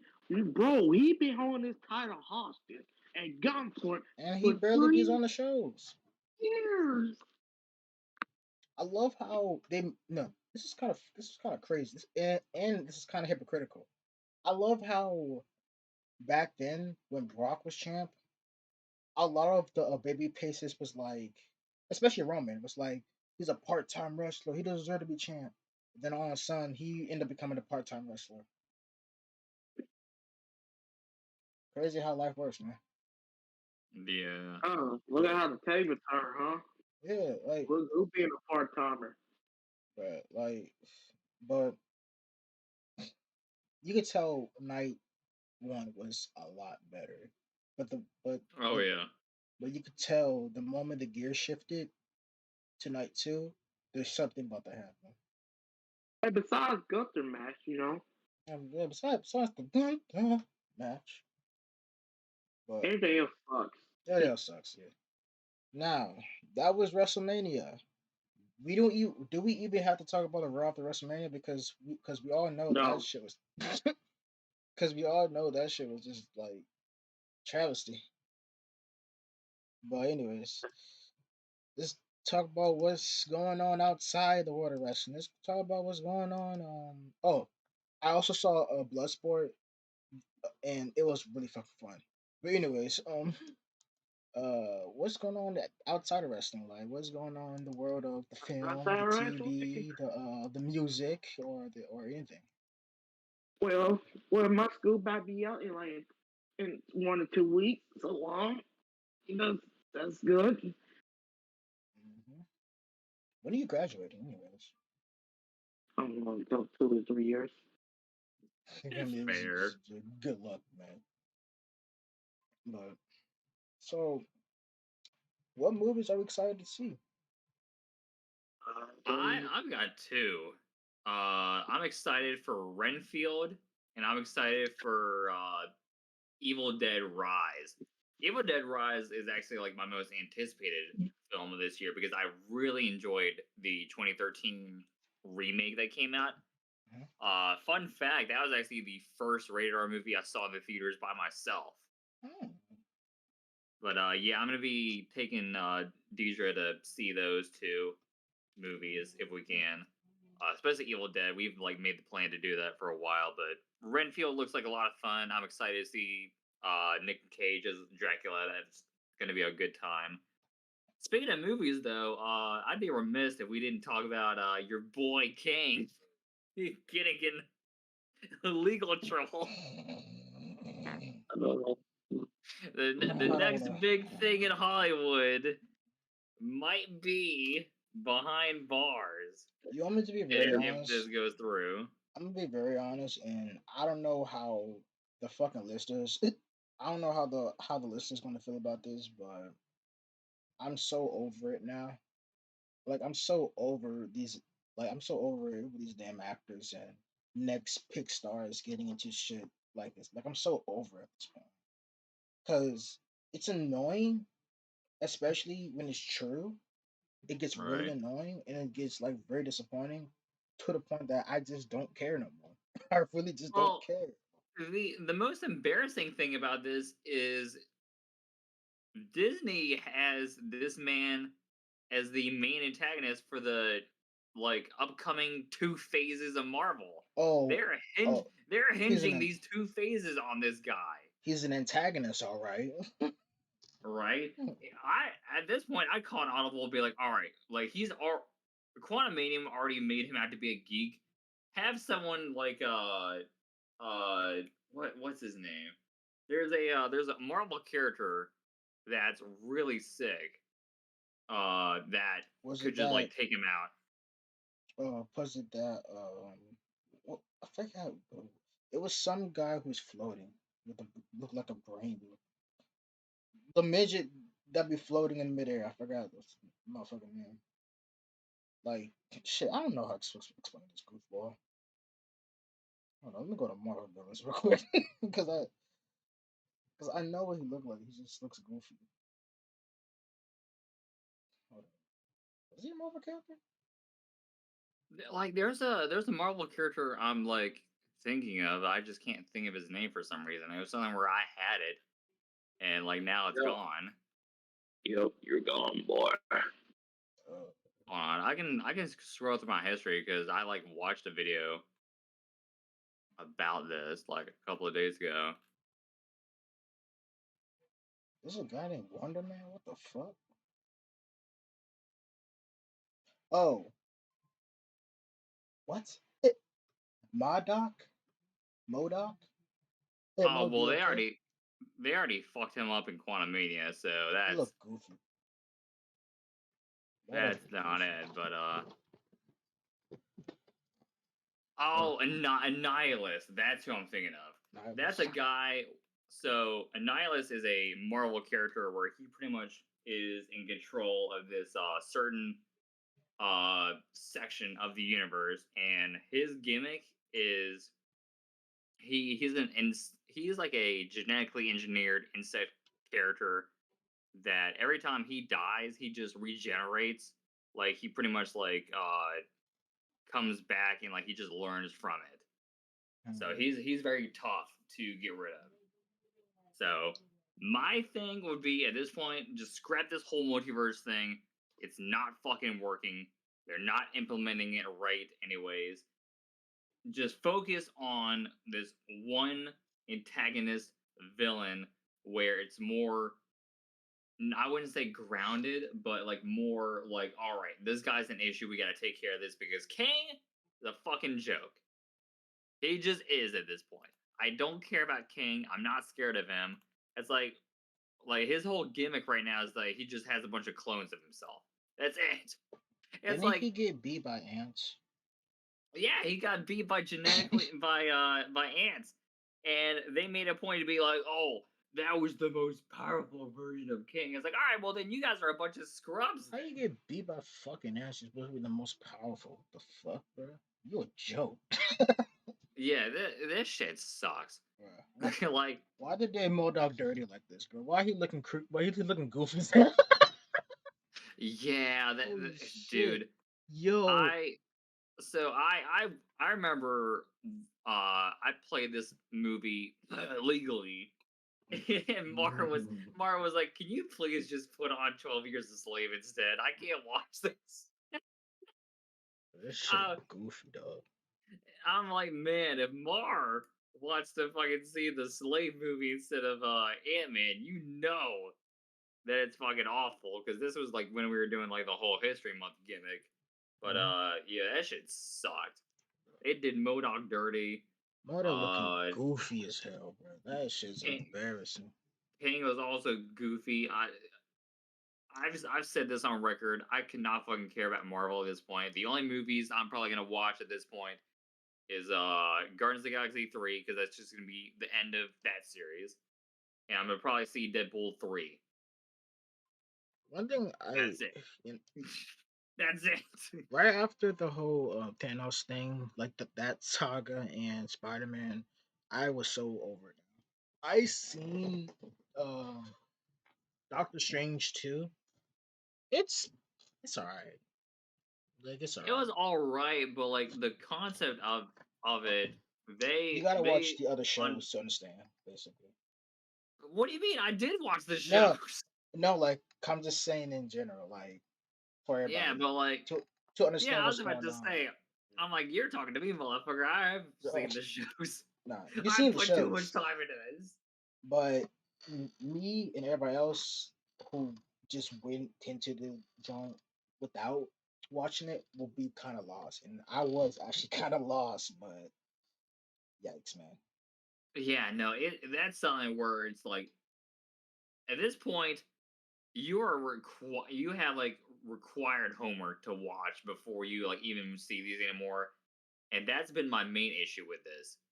Is these are no longer movies that like you can just like maybe watch a couple of movies and kind of be up to speed and watch them. Like, no, you have to watch the TV shows. You have to watch the tie-in movie. You have to like watch the other fucking films, and it's like that wasn't how it used to be. With the Avenger movies, they pretty much explained everything you needed to know in the movies themselves. Like the movies built up to those. Now the TV shows and shit are building up to each individual movie, and it's fucking too much. It's too much. It's too oversaturated, and Yeah, people are burnt out. Like this is the wrong way to go about it.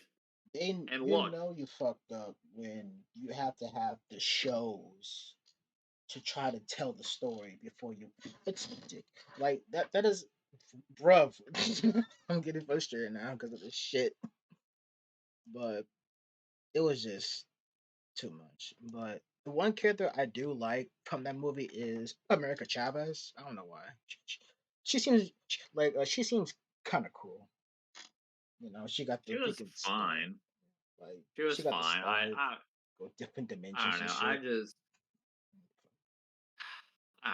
I guess I'm just jaded at this point. I want I to don't blame see you. the title. I want to see the title characters being the main stars. I don't want them to be the stepping stones for these characters coming up that I don't care about.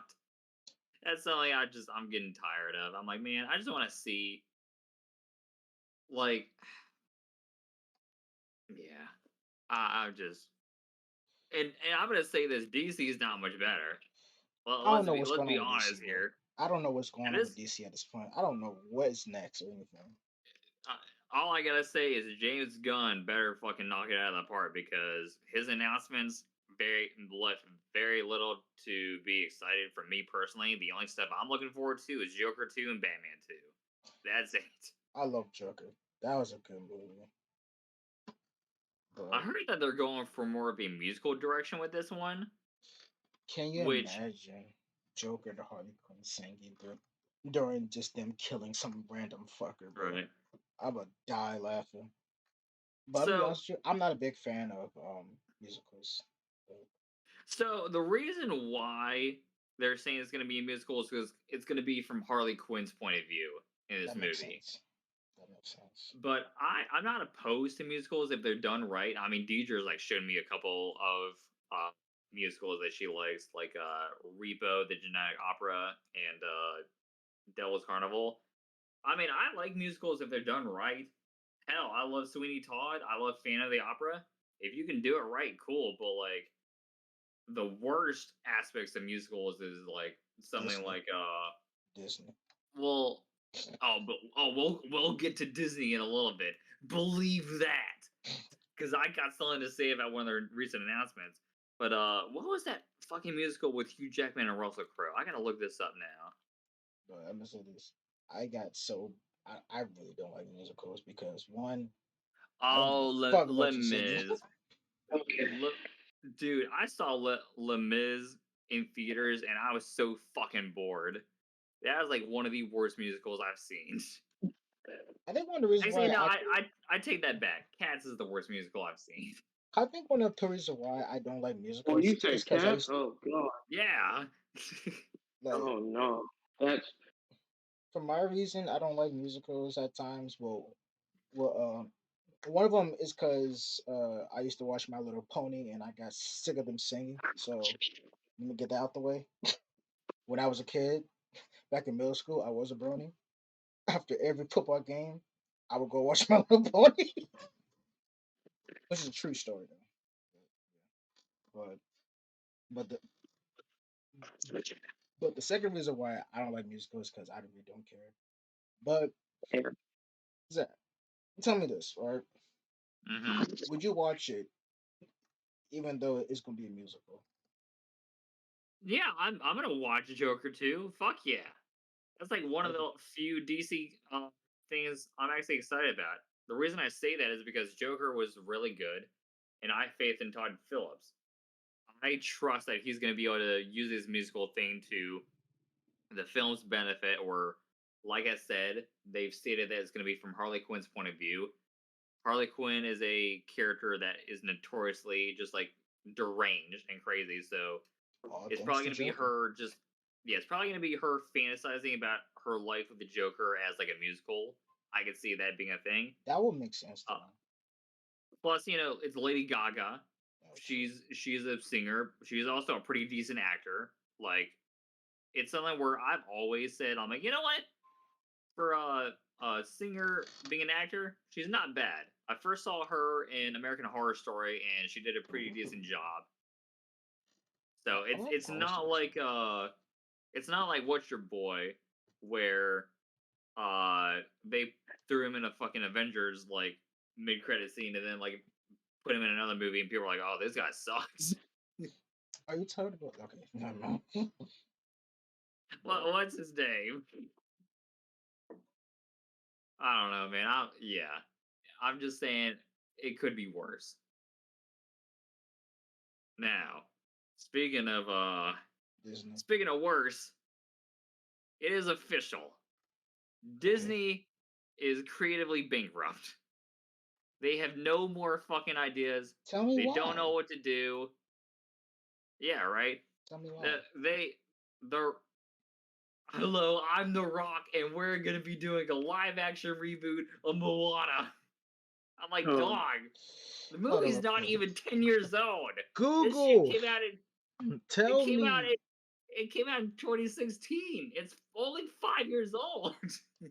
Wait, they actually really gonna do a live action Moana? Yes, this is official. The fuck? Yeah.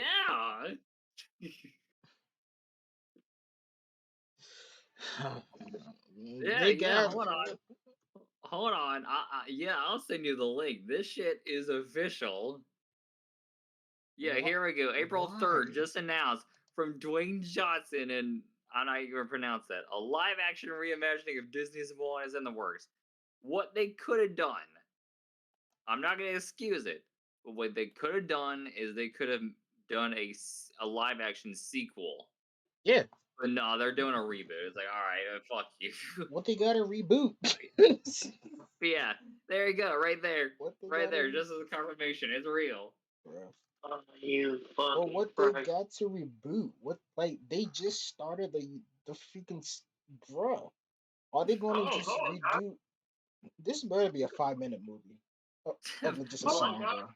Black Adam bombed, and The Rock's ego got bruised. He was like, "Oh, quick, what can I announce? What a reboot!" A whole thing, bro. Like, Moana was an okay movie. It was different. You have the rocks freaking singing, so that like pumped it up a few stars, but it's just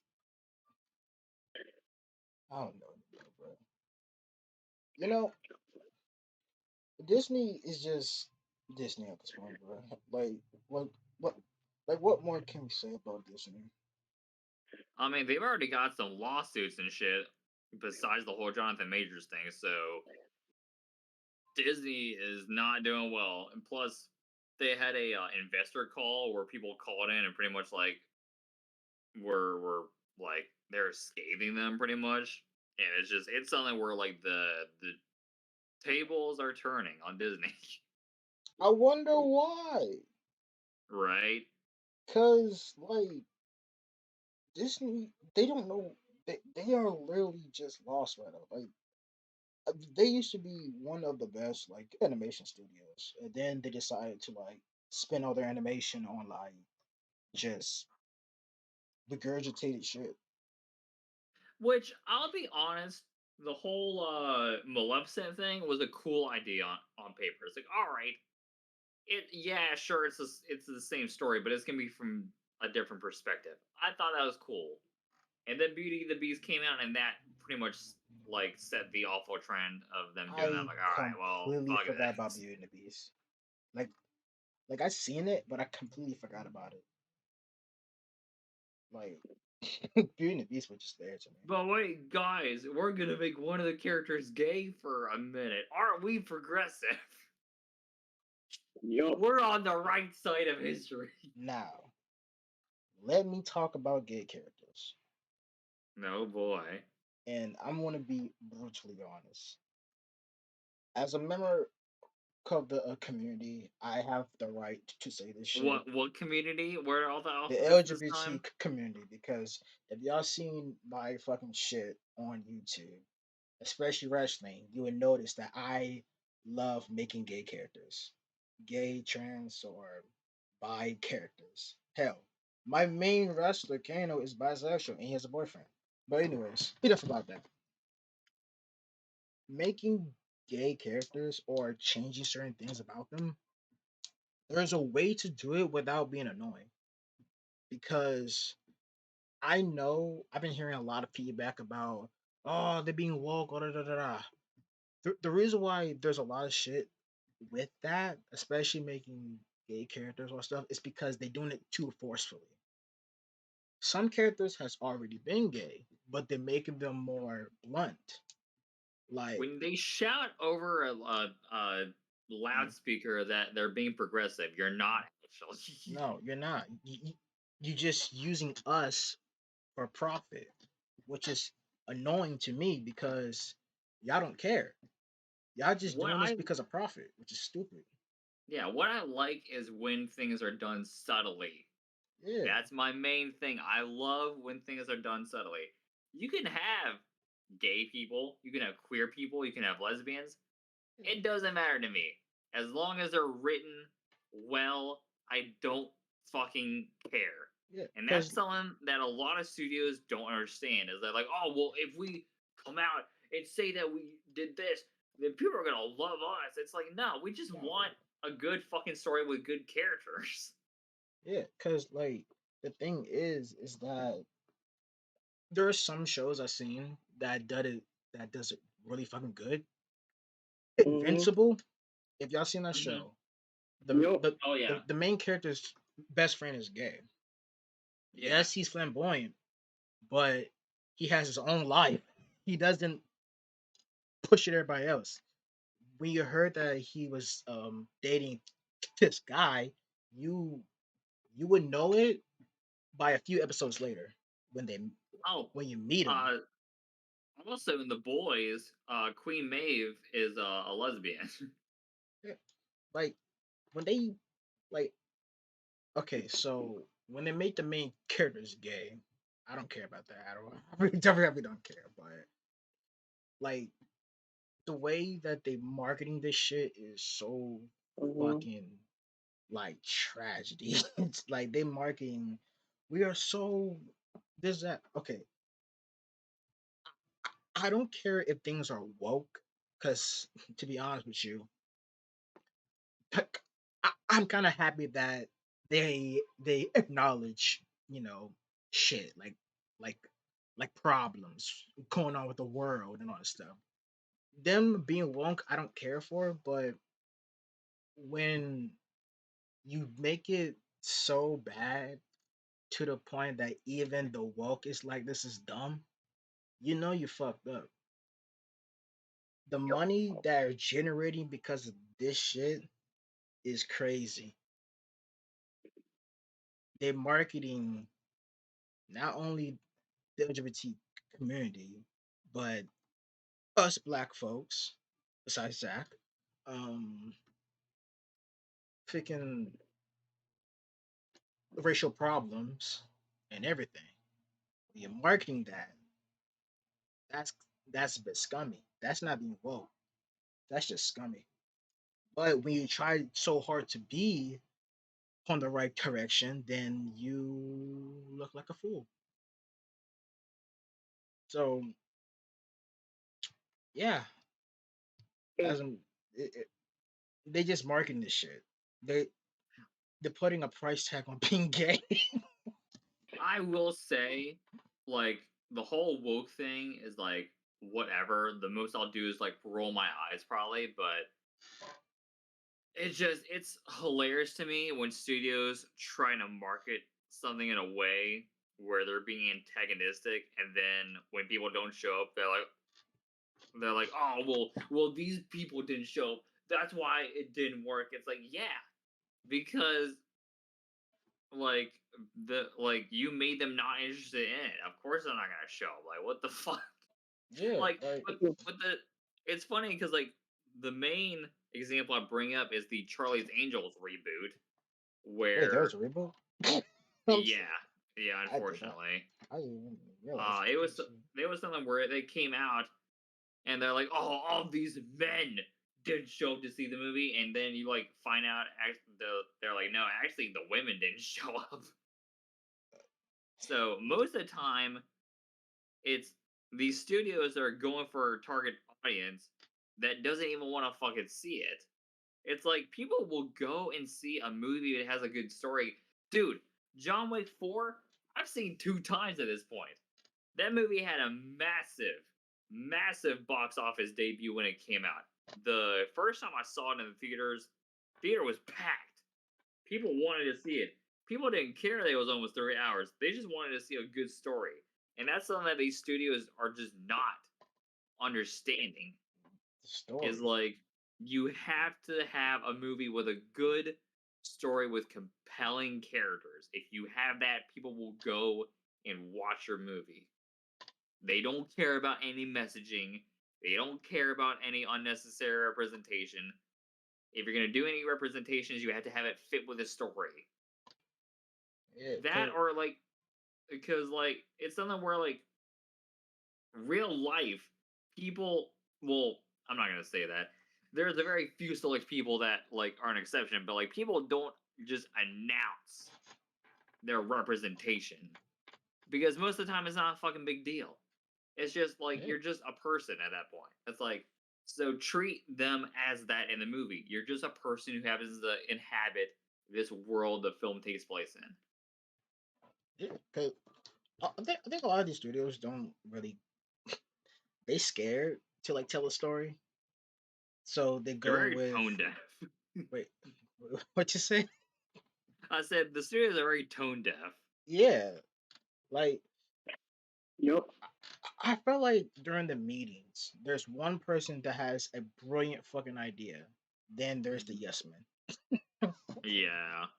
Well, I mean that's with everything, but yeah, it's something where like yeah, Support indie I'm films. very yeah, I'm very jaded when it comes to movies and any sort of media nowadays because I'm like, all right, when are they gonna hit me with the fucking message where they talk down to me like She-Hulk? She-Hulk was just. I don't want to talk about that. I'm glad I never seen it. I don't want to talk about that. Like, yeah, Daredevil's appearance in that show makes me very worried about that fucking series, which is why I'm watching the Netflix version right now. this is why I always will support fucking anything dealing with the indie scene, whether it's music, movies, or wrestling. I support the indie scene of anything because they are better than what I'm seeing on the fucking TV. Whatever I'm seeing in the theaters, whatever I'm seeing in person or listening, because I'm at the point where like I might as well start learning how to create a film. Even though I do have some ideas of like certain shit. One of them might be actually pretty fucking good. But poor fucking people. man, man, the film industry sucks. Yeah. I'm now that I don't work at the theater anymore, I'm a lot more selective of what I watch. Yeah, because it's like I feel like I feel like some of this shit is being literally they trying to get a certain audience, like a specific audience, but even that audience is rejecting them. Like you have the hardcore audience who is like really into like a certain series or a franchise. Then you got the audience who they try to get, which is the woke or the one or well, actually not the woke Gen Z. They're trying so hard to get Gen Z, but lovely, isn't it? Yep. Gen Z. But hmm, I guess we could end it with what type of songs you listening to now? Like any recommend like any songs particularly are listening to or put on repeat. Well, hmm. Well, I listen to some Fire from the Gods, and that one song I really like. I had this shit on repeat. Is Love is Dangerous. That's that's Love what I is got. dangerous.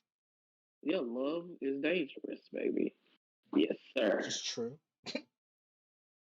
Yes, in a way. in a way.